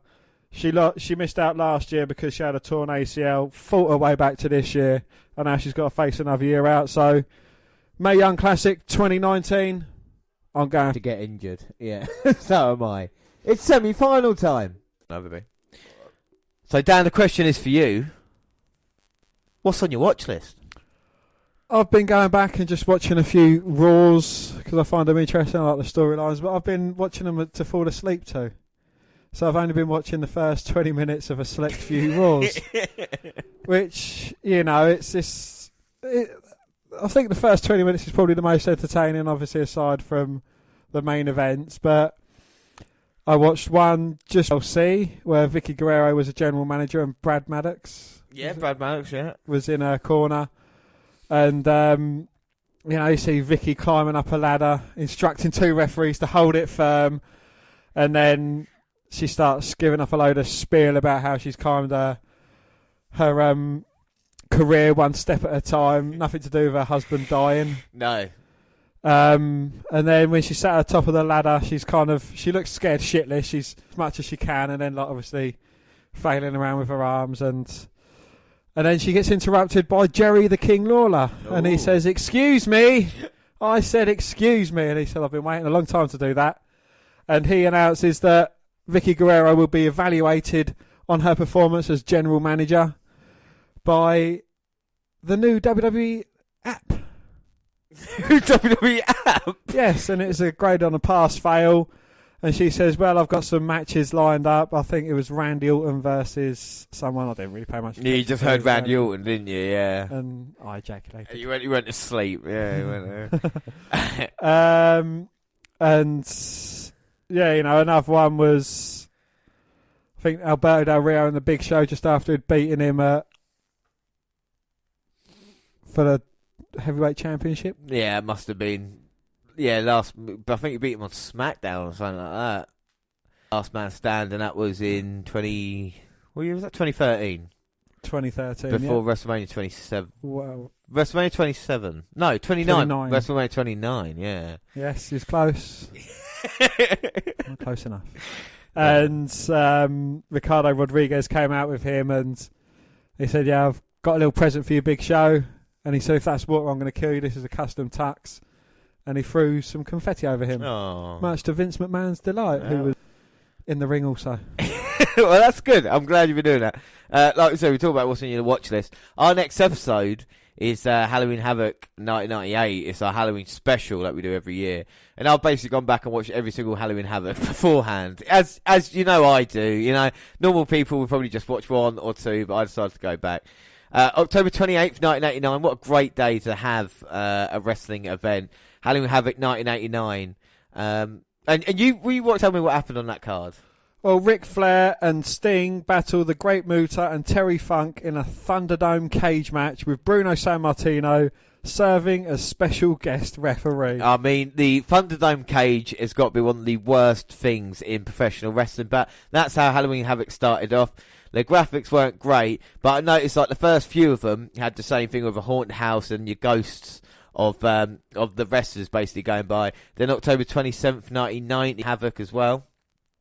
Yes, Sid Vicious challenges Sting for the NWA World Heavyweight Championship, and Doom defends the NWA Tag Team titles against Ric Flair, woo, and Arn Anderson. Yeah, I mean that's a good match. That is the tag team titles. Weird enough, in the main event that Sid Vicious had one of his buddies painted up as Sting, went in the ring and he pinned him. Referee counted it and they thought he was world champion, but then obviously the real Sting showed up and then pinned Sid Vicious, which was quite strange. October 27th, 1991. Dan?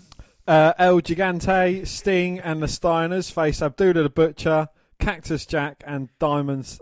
Cactus Jack, Diamond Stud and Big Van Vader in a Chamber of Horrors match. Now, Chamber of Horror match we've watched on Wrestling's Most Ridiculous. That's when Abdullah the Butcher got executed right at the start. And the funny thing is that match is right at the start. So after someone dies, they continue the event. We got Lex Luger versus Ron Simmons, of course.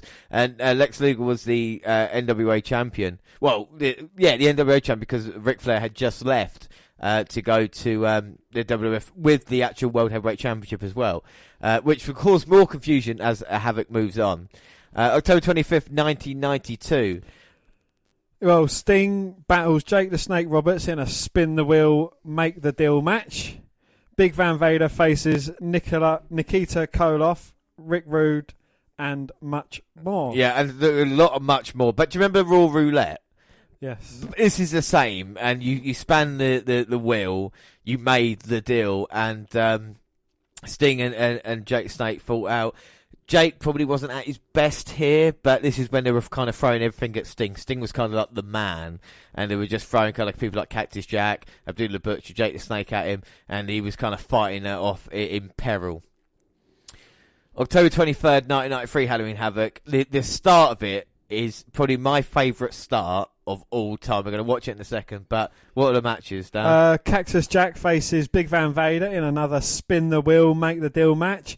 Rick Rude battles Ric Flair, and Sting faces Sid Vicious. Yeah, so 3 years later, Sting would face Sid Vicious again. What was interesting, we talked about Ric Flair walking away with the heavyweight championship.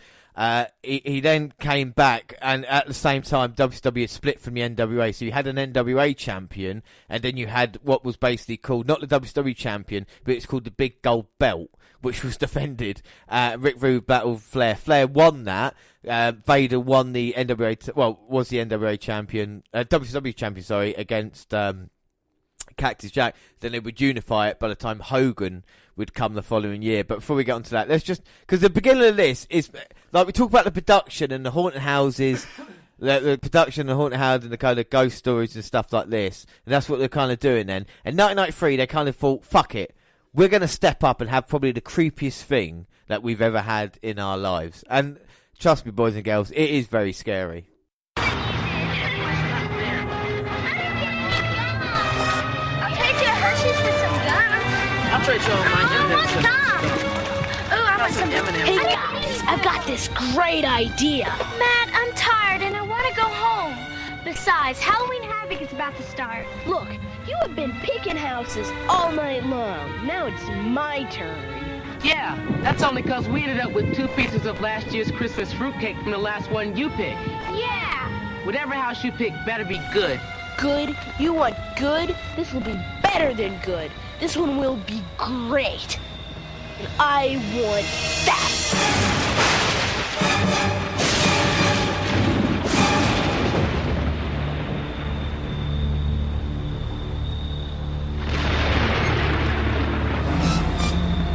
Cool.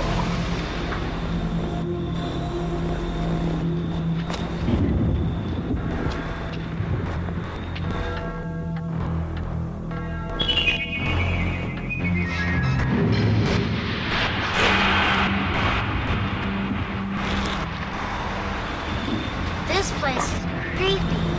What are you guys, babies or something? This place ain't that bad. Well, look at it, Matt. It looks like it's haunted. Let's just go home and watch Halloween Havoc and forget all about this one. We've got plenty of candy already. Well, who cares about candy? I came here to see something scary. Cool. I think I hear Mom calling. Sisters, what a pain. Who brought her?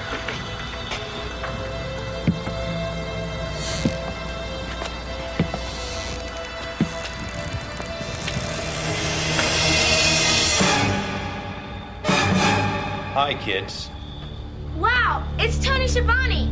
Hey, shouldn't you be at the pay-per-view? I have a helicopter waiting to pick me up in a few minutes. What's that smell, Tony? It's my wife. She's baking cookies. Would you kids like to have some? What kind are they? Only a kind a mother could make. Why don't you come inside and have a bite of her cookies? We have enough treats already. We came here to see something scary. You want to see something scary? I'll show you something scary. Come inside.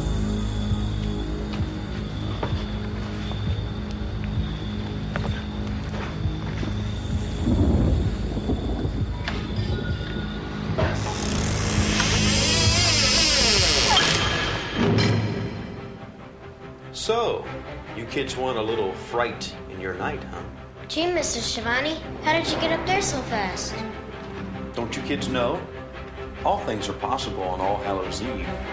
Frightening, chilling things like spin the wheel, make the deal. Just one haunting spin will lock Cactus Jack and Vader in combat when it lands on one of its many ghoulish, haunting matches.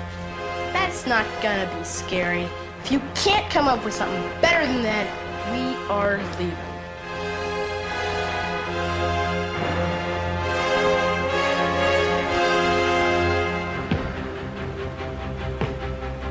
Okay. I've had it, all right? You guys want to be really scared? Get a load of this.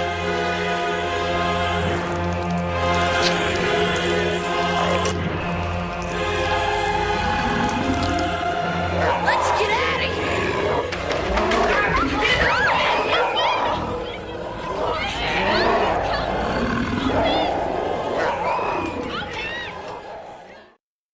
Oh my God, Dan! What are your thoughts on that?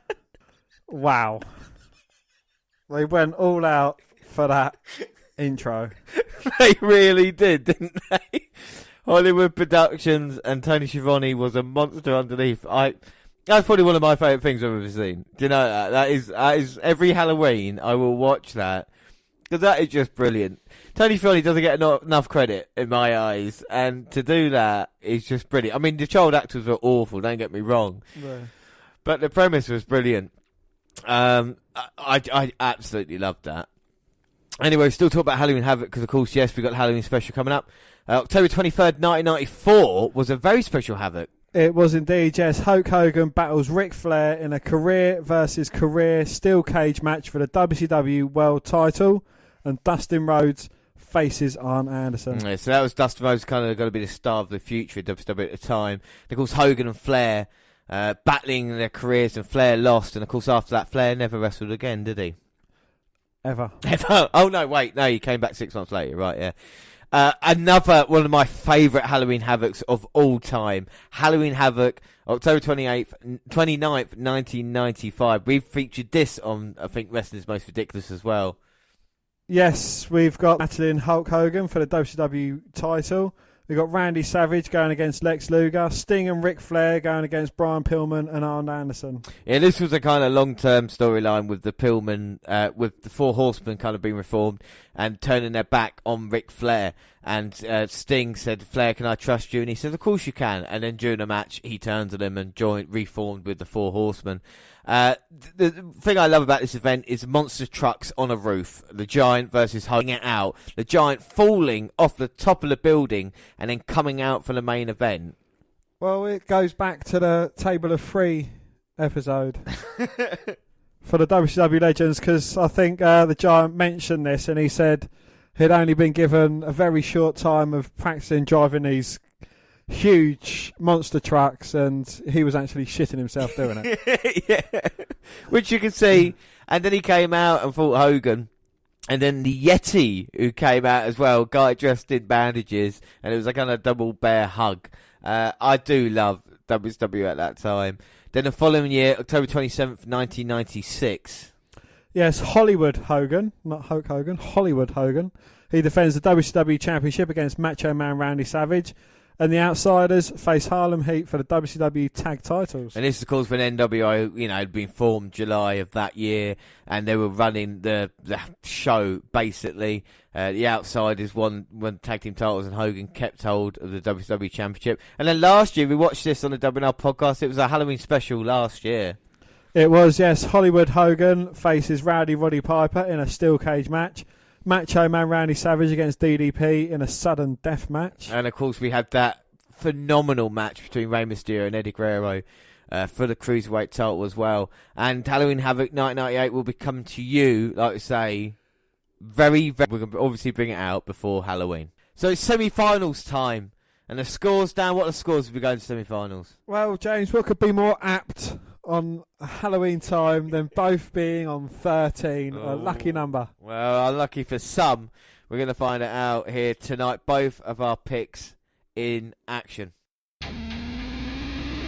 What doesn't kill me makes me vicious. I'm not gonna break. You can take all that you can give. This is survival of the sickest. I am not afraid. Bring the pain.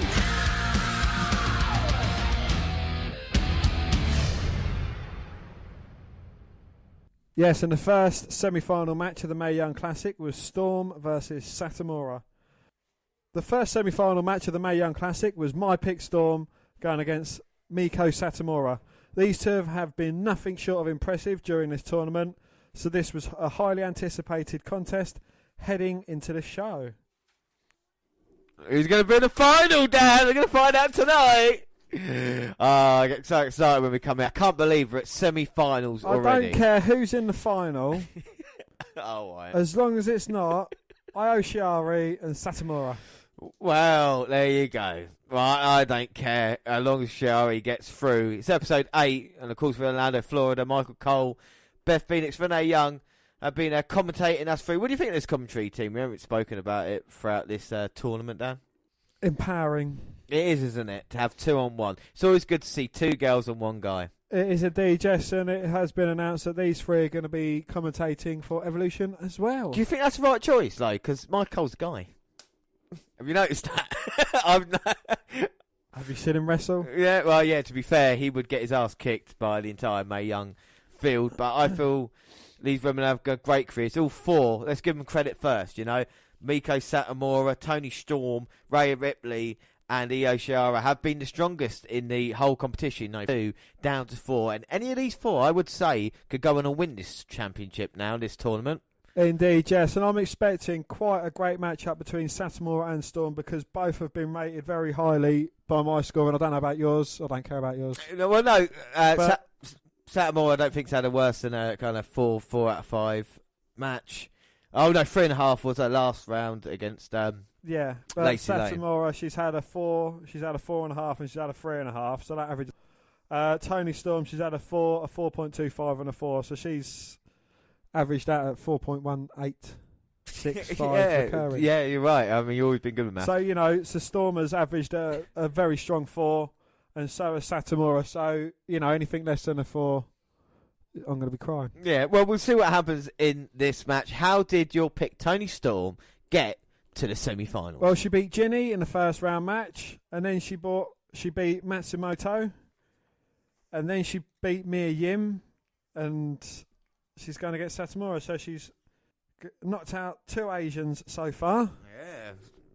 2 more Asians to go. Well, I like the way you think she always get through the final. Rarely is a very tough opponent. We'll get onto that in a little bit. But I will tell you about Miko Satomura getting here. She had a killer match with Killer Kelly in the first round to advance. And then an awesome second ladies Martinez.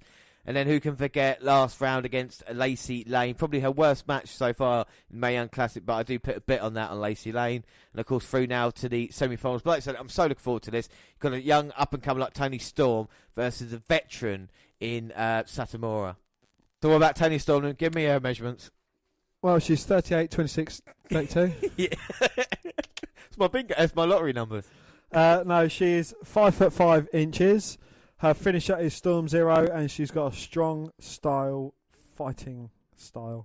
No, she has, and I'll tell you what, she's got a good look as well. Toni Storm looks different to most of the girls, even though, you know, blonde hair, whatever it is. She's got a kind of, I don't want to say dirty side to her, but, you know, I think she can get into a war and get to a fight. She won't back down from Satomura's strikes in this one. And Satomura's 5'2". Scorpion Rising is her finisher, and she uses a strong style, so this should be a very strong, hard-hitting match. keys to victory. What does Toni Storm have to do if she does want to beat Miko Satomura to get through to the Mae Young Classic 2018 final? Well, we've seen with Toni Storm, she's absorbed a lot of beating and she's managed to pull a win out of her ass. And she's managed to come out the other side. So, you know, she's gone against a whole plethora of opponents as well. So, yeah, just to absorb everything that Satomura, the veteran, gives and just kind of come outside, you know, hit Storm 0, Bob's your uncle. Or Roberta's your auntie. I think it's stronger. Even obviously she's a veteran, she's got the experience, and I think the punishment that Toni Storm has taken in this tournament, we can see the marks on her body already. That was just from last night. Satomura is not going to help her out here, you know, and I think that Toni Storm's going to have to try and avoid that. I think Satomura just has to do what she does, and I think she has to avoid Toni Storm's kind of heart determination.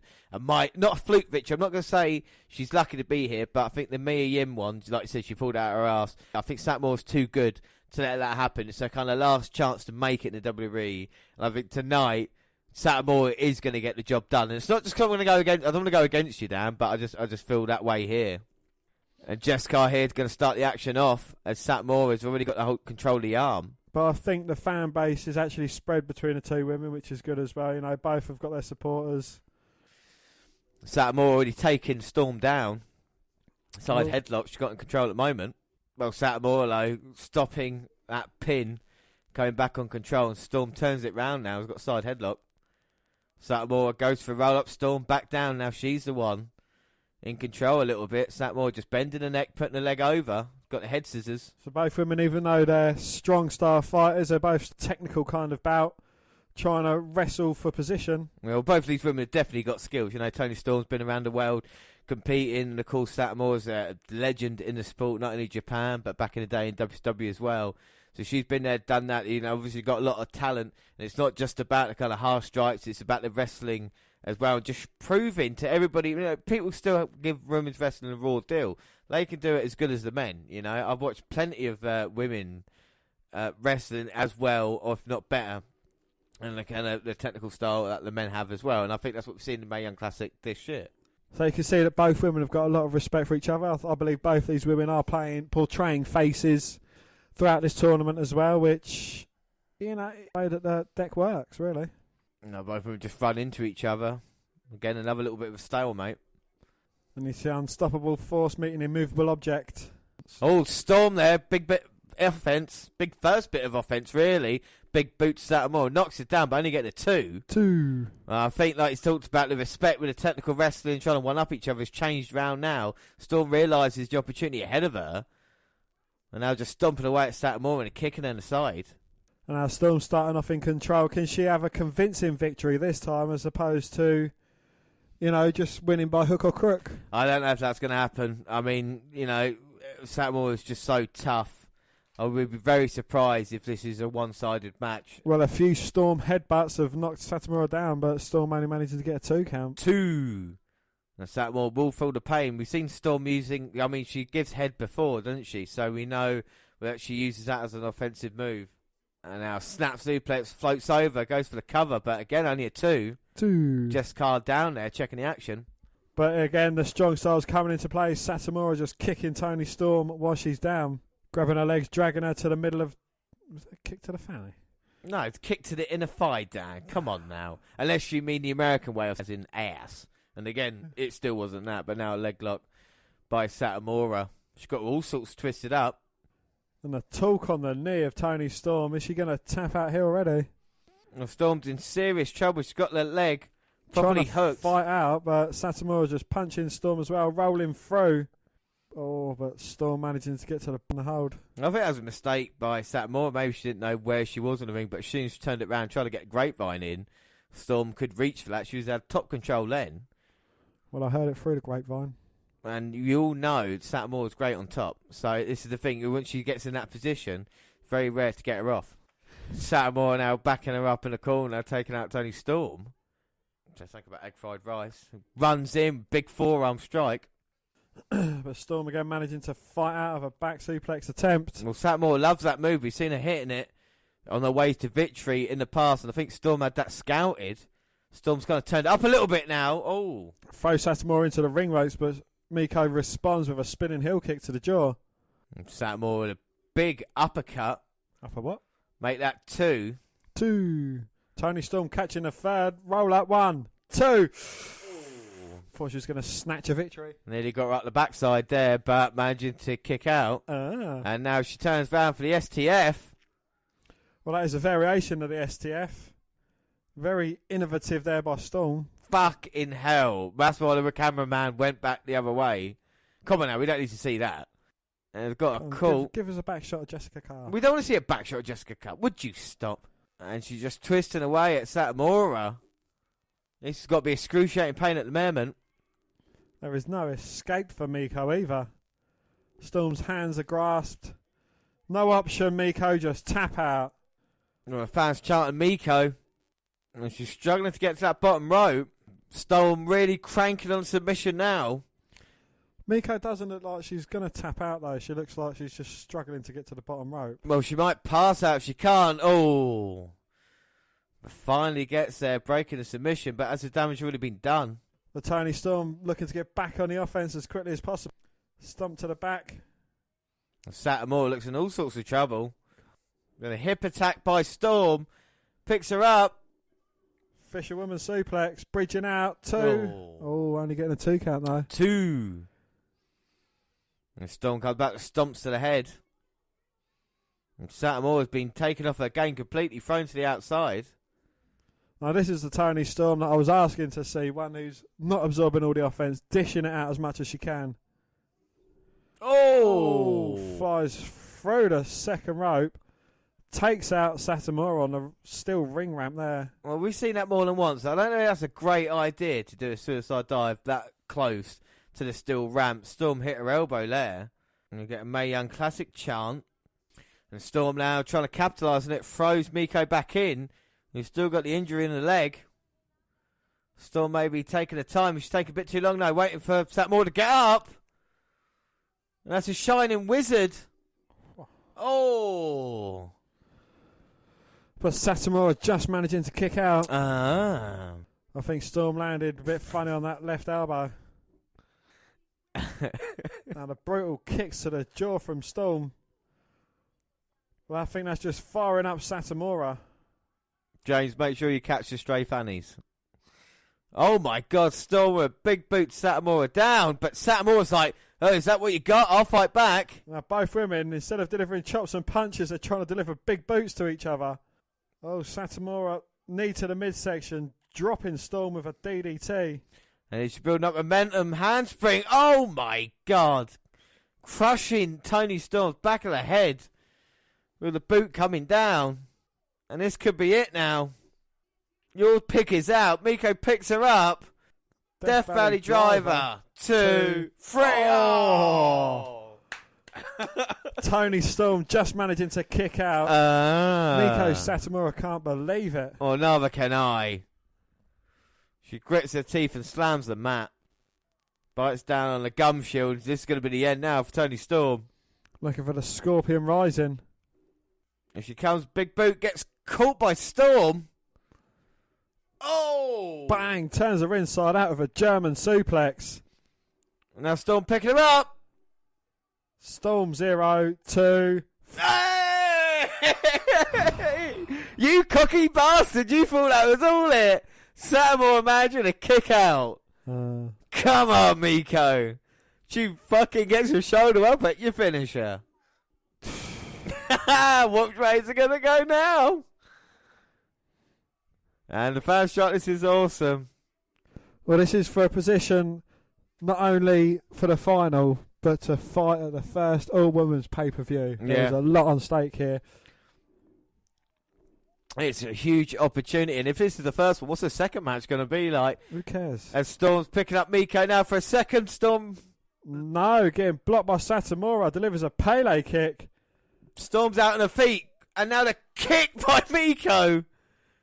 That's it. 1, 2. Oh. Toni Storm managing to kick out. Don't know how she did. Here comes Miko now with a Boot! Oh my God! Step up boot to the back of the head. Storm's out.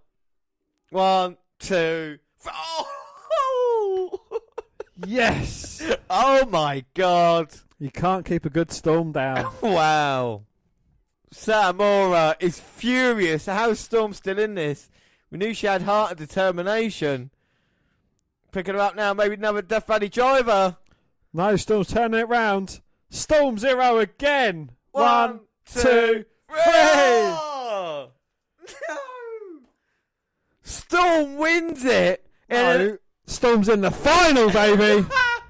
Storm wins the match. An absolutely cracking encounter and becomes the first woman through to the Mae Young Classic Final 2018. Like I said, books a place at Evolution, the first ever women's only pay-per-view. Your pick is through, Dan. What did you think of that match? I thought it was absolutely brilliant. It's probably so far my match of the tournament. It delivered everything, suspense, and you don't need to do everything flashy. I mean, this was just not taking away anything, but a basic match, no special implements involved, and they kept everyone on the edge of the seat, and it was a match that you just thought, fuck me, this could go either way. I know. It was tremendous. They really turned it up that last 5 minutes or so. And the Storm 0, we've got to look out for that because, it didn't get the job done once, but it got Storm picking up quite a strong victory there. I mean, a great encounter, and like I say, Storm through to the final. But having Storm and Satomura reference the draw, having Storm and Satomura reference the draw, they had the only other match in Japan, helped add a lot to this story. Yes, and one of the reasons Storm is likeable is because she looks like every night she wrestles is the best night of her life, and you can't fake that kind of energy. She also had great facial expressions. The look of anger after she took the first kick from Satomura was especially convincing. Yes, and Storm's running hip strike looked painful. Both competitors took a hard hit when Storm hit a suicide dive on the steel rampway. Yeah, and the exchange of kicks they had towards the end was outstanding. Well, the crowd chanted, "Thank you, Mika," as Storm cried tears of joy. They bowed to each other before embracing in a genuine show of emotion and sportsmanship, and Toni Storm looks so happy here right now. But who cares about all that stuff? Let's just get to the main part of this. I get a point, and it is now Dan 14, James 13. Yeah, for now there is 1 point in it. Storm gets on the mic as well and just thanks everybody for their support, and she's going to need it. And she's vowing to beat Shirai or in the final. Probably Rhea Ripley. Well, we'll see what happens, Dan, all right? Well, Triple H has come out here, congratulated Toni Storm, giving her some flowers. Because he likes to make it all about himself. Well, she's the first woman through, but who will be the next? Well, I'm guaranteed a place in the final, James. You are. You're not. Point through. You're in the final. That's great. But up next, it is the second semi-final, and it's Io Shirai versus Rhea Ripley. My pick in action next. Well, Ripley was in a tough position coming into this match because it was obvious WWE intended to push Tegan Nox until her injury against Ripley in the quarterfinals. Shirai was at a disadvantage in height, weight, and power, but her biggest asset has always been her ability to take to the skies.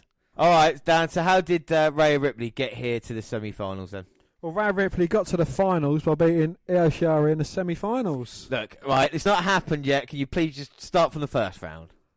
Okay, well, in the first match, she beat MJ Jenkins in quite an underwhelming match. In the second round, she beat Casey Catanzaro in, again, another quite underwhelming match.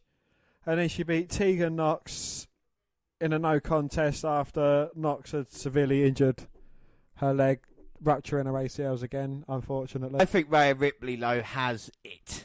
I think she's got kind of look, kind of cocky attitude, and I think she's got a bright future in the WWE.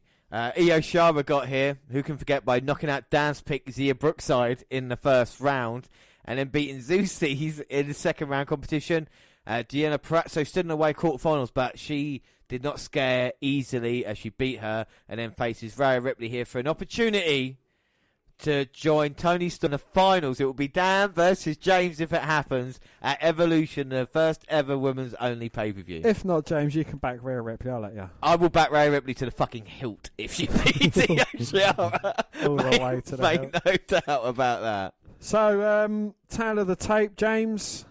Tell me about Shirai. Well, my pick is 5'1", Acai moonsault, and we've seen her use it to finish people off, and a high flyer. But what's very important about her as well is the mask. What it means to her, people like Tiger Mask and Rey Mysterio referenced here. She likes to bring that kind of lucha libre style to the Japanese. What about Rhea Ripley, Dan? Well, Rhea Ripley, she's 5'8", so she stands 7 inches bigger than her competitor. Pump handle powerbomb, and she is a brawler. So height, power, looks, talent, skill, chance to get into the final. Rhea Ripley is kind of over Shirai on all of them. Well, I cannot wait for this. Io Shirai getting ready, getting checked by the referee. This should be a cracker of a match. Making sure she hasn't got any foreign objects. Well, it's the thing, isn't it? Rhea Ripley, and that's a great point you're making there in jest, Dan. Because if you look at the 4 women involved in the semi-finals, there's not one American among them. There's not one Britain, which is a bit of a shame. Because Rhea Ripley, she's from New Zealand. Toni Storm as well from there. And then Io Shirai and Miko Satomura are both from Japan. So here we go. Both of them are going to start collar and elbow tie-up. Ripley's got the size advantage. Keys to victory, Dan. If Rhea Ripley wants to down, what does she have to do? I think she has to take that momentum and confidence and the size and power advantage and just, not let it get to her head, but just realise, she has got pretty much every advantage over Shirai going into this match. Yeah. Got to say, I do apologise to Rhea Ripley. She's Australian, not from New Zealand. I'll probably get killed for that if I said that in the wrong place. Here, showing a nice drop kick. But the power by Rhea Ripley, just picking her up, slamming her down. Bit of confidence in her as well. Like you said, she's been destroying her opponents, but Shirai managing to kick out. Oh. And Io, I think she needs to use her speed, determination. She's very innovative in what she's been doing in the ring, so I reckon if she can pull that out, kind of in a Rey Mysterio, and just trying to avoid the power of Ripley. I think there's a lot of guts to Shirai, so I think she'll be able to last a bit of a beating with Ripley. But Ripley has been so dangerous in this tournament. And she has got a lot of confidence as well. Well, this is the scary thing about it, and a woman like that, so young as well, and she just gets Shirai in the submission. And now the problem with these 2 women as well, they've got to follow what we just saw in Satomura versus Toni Storm. So each woman's got to dig deep. And Shirai kicking Ripley in the head. That's one way to get out of it. But before she can, Ripley delivers about 4 or 5 stiff forearms to the midsection. Oh. A thunderous kick to the back as well. It's Storm Australian as well. And Toni Storm's Australian as well. I keep getting it wrong. Keep getting that flag wrong. Could it be an All-Australia final? Oh, my word. I hope not. Come on, Shirai. And now back to that submission, Rhea Ripley just tearing away at Shirai. Well, that must be so painful, digging it around there near the ribs, the kidney areas. And Shirai now with the fan support behind her, punching her way out of this situation. Oh, but Ripley, huge forearm. And now mounted, and now look at it. If this was an MMA fight, this would be over now. Shirai looked out of it. He just rained down on those forearms. Now got the waist lock. And Ripley seems to be in total control of this at the moment. Well, I'm quite worried right now. So you should be. Come on, Io, fight this. She's negating everything positive about Shirai's game. Ripley is now taking it away. But she managed to roll back. Oh, but powering out by Ripley. And just coming blows to the back while she's got that body scissors on. This is a mugging at the moment. Io's got to try and find a way of getting out of this. Squeezing the air out of the body of Shirai. Backs up again, and this time Ripley can only get to 2. 2. But again, Ripley straight on the offense, drop kick, going for another cover. But Shirai managing to kick out. Oh. And Ripley showing the kind of athletic ability she's got as well, hitting that beautiful drop kick. I mean, all credit to her, Io at the moment is in serious trouble. Now Ripley taking the time, going to try and pick up Io with a suplex. I say try, she did it with ease. And now she just left her there.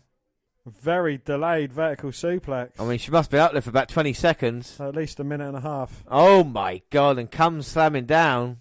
And the hurt inside goes for the cover. No, Shirai managed to get shoulder 2. Still in this at the moment. I suppose that big metal buckle she's got on the back of her trunks as well is not going to help on the landing. And then going back to that submission hold. It's simple but effective. Continues to just pummel about the back of the head. Well, referee needs to have a look at that. Make sure there's no rabbit punches.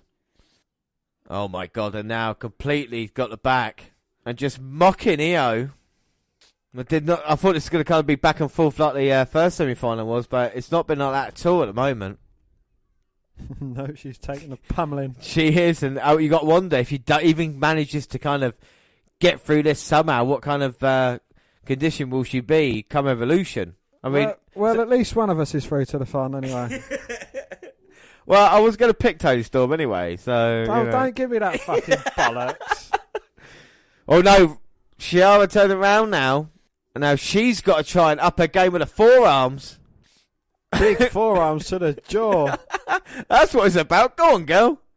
I think the referee needs to take some heed because she had hold of Rhea Ripley's hair for over 10 seconds there. Oh, come on now. Cheating. With this opportunity on the line, they're not going to disqualify, technicality or whatever it is. We've got to have a winner. It's cheating. We've got to have a winner. It's not cheating. Yes, and cheats should never prosper. Oh, no, it's not cheating. Rhea Ripley was using some very underhanded tactics in the submission holds, well, but no, I didn't question them. Well, she was holding her hair for 5 seconds or 4.5 seconds before the referee made her break it. And now Ripley with a kicks to Io. And Ripley's coming back with a stiff shots to the back. And that lower back's got to be in serious trouble. Irish whip from Ripley. Yeah, Hurricane Runner going for the cover, Io. Oh, and he gets a 2 low. 2. Oh, running drop kick to the head of Ripley. Right in the butt, and Ripley has to get her harm's way. Intelligently rolls to the outside to recover. She didn't know what she was doing. She's out of it at the moment. And this gives Io a little bit of time to catch her breath. And now she's screaming. The crowd are behind her. Oh, and that's how you do. Flying cross body. That's how you do a proper suicide dive there through the second rope. Not the bottom rope down like Storm does, but second rope, taking out Ripley right on that steel structure. Yes, but Storm won her match. Well, the Io is still in this one. It's got the advantage at the moment. Can't win a match on the outside, Jimbo. Referee counting up to 5. And Io's getting her way back in. And Ripley just pulls her out. Come on now. 7, 8, that's not 9, count. 10. Yes! She's not counting Rhea out. Ripley is through to the next round. She's Shari's not through. The referee shouldn't have stopped his count. He should have carried on. She could barely move. She could barely stand. Well, after the sneak attack by Ripley on 7, Io, on the outside. 8, 9. It's not 9 yet. 10. No, she's in. Out. She is out. Count her out, but she's still got the fight to get back in. To get beaten up some more. So clubbing forearms to the back. Io Shirai is going to wish he stayed on the outside and got the count out loss. Because she's going to lose everything. Well, no one remembers the loser of a semi-final as Ripley's picking up Io. Talking too much trash, I would feel, and get slapped for it. That's just pissed off Ripley, though. Delivers a big forearm and knocks Shirai back like she's in the Matrix. And now Ripley's going to try that suplex, but Io lands on her feet beautifully. Oh, and a brilliant palm strike. Again, that's just pissed off Rhea Ripley, who screams in her face. 3 slaps and another palm strike. She's on the second rope. Here comes Io. Stealing Rey Mysterio's moves. 619. Can't think of her own fucking moves. Beautiful 619, and now Io up to the top. Go on, Rhea Ripley. Belt her down. Here comes Io Shirai. Drop kick. Taking out Ripley. What's the difference between Toni Storm's finisher and the Tyler Driver?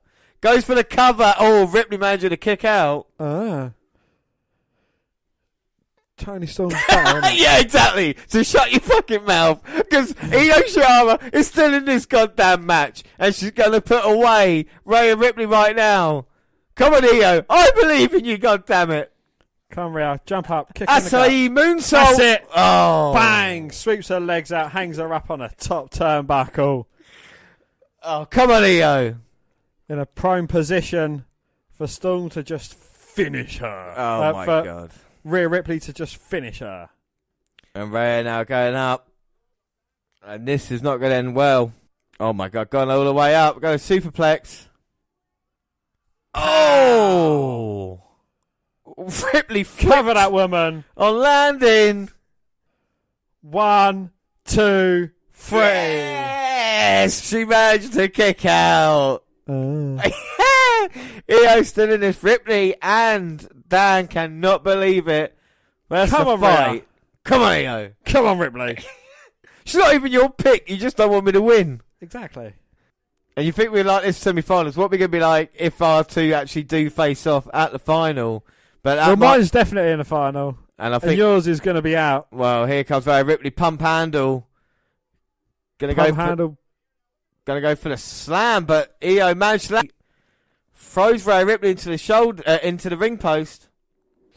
And now Ripley's caught, and here comes Io come running in. Oh! Huge Double knees to the chest. Huge mover now, stepping over her. She's going to look for the Acai moonsault. Oh, boom! Here's it. 1, 2, 3. Yes! Woo! Woo! And through to the final. And may I just say, the winner of the Mae Young Classic 2018, Io Shirai. What a performance there. Overcoming the odds, over everything. Down in Rhea Ripley, who looked phenomenal in her own right.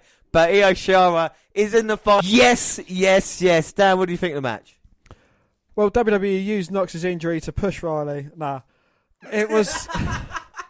it was quite a good match. Again, Shirai was on the back foot for a majority of it, trying to absorb as much as Ripley's offense as she could, finally managing to overcome and just managing to pull out a victory. Oh, it was, I think, a great match as well. It told a different story than the first semi-final, which I do think was better. But this one, it just showed the kind of guts and determination that Io has, and Ripley came off looking like a star anyway. You know, maybe just a little bit of immaturity that cost her a little bit, but Shirai is through. So I think for me, it was very, very, very good match, and of course, I'm happy that she got through. Well, WWE used Knox's injury to push Ripley as the dangerous competitor in a pre-match video. Another thing I like about Io is that she's got a cool ring jacket. It's quite elaborate, along with the kind of mask and the characters already built in with her.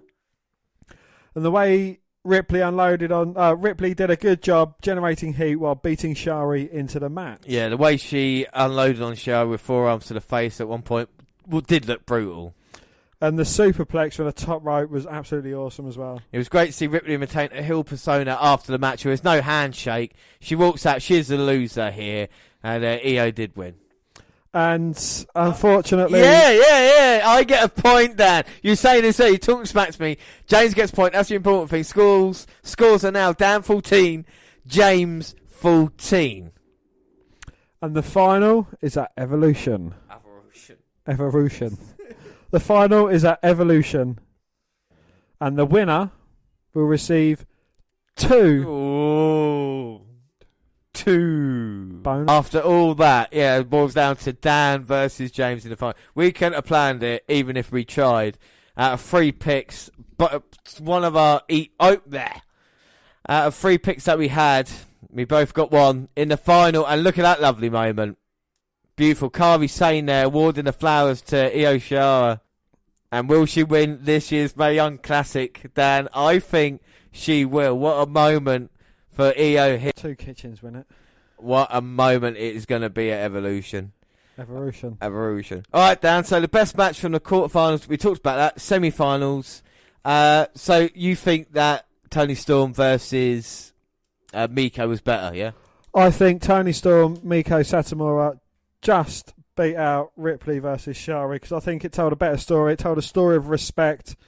And, again, it showed Storm in a better light because she wasn't on the receiving end of most of the beatdowns. She was actually managing to hold her own. Yeah, and this is, Yeah, I've so Dan, what have we thought of this year's Mae Young Classic? I've thought in some parts it has been brilliant, but in other parts it has been not so brilliant. I mean, the U6 versus Ariel Monroe match was absolutely awful. But then you can turn it over and you can say, well, Miko Satomura versus Killer Kelly was an absolutely brilliant match, as was Toni Storm versus Ginny. Yeah, I think the second round it kind of picked up a bit. I don't know if it was getting rid of nerves or just filtering out the better competitors. Yeah, it's kind of improved as it's gone along.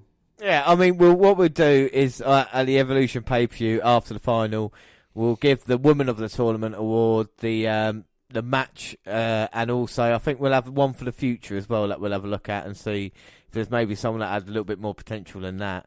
I've really enjoyed this year's Mae Young. I think it's been a lot better than last year's one, to be fair.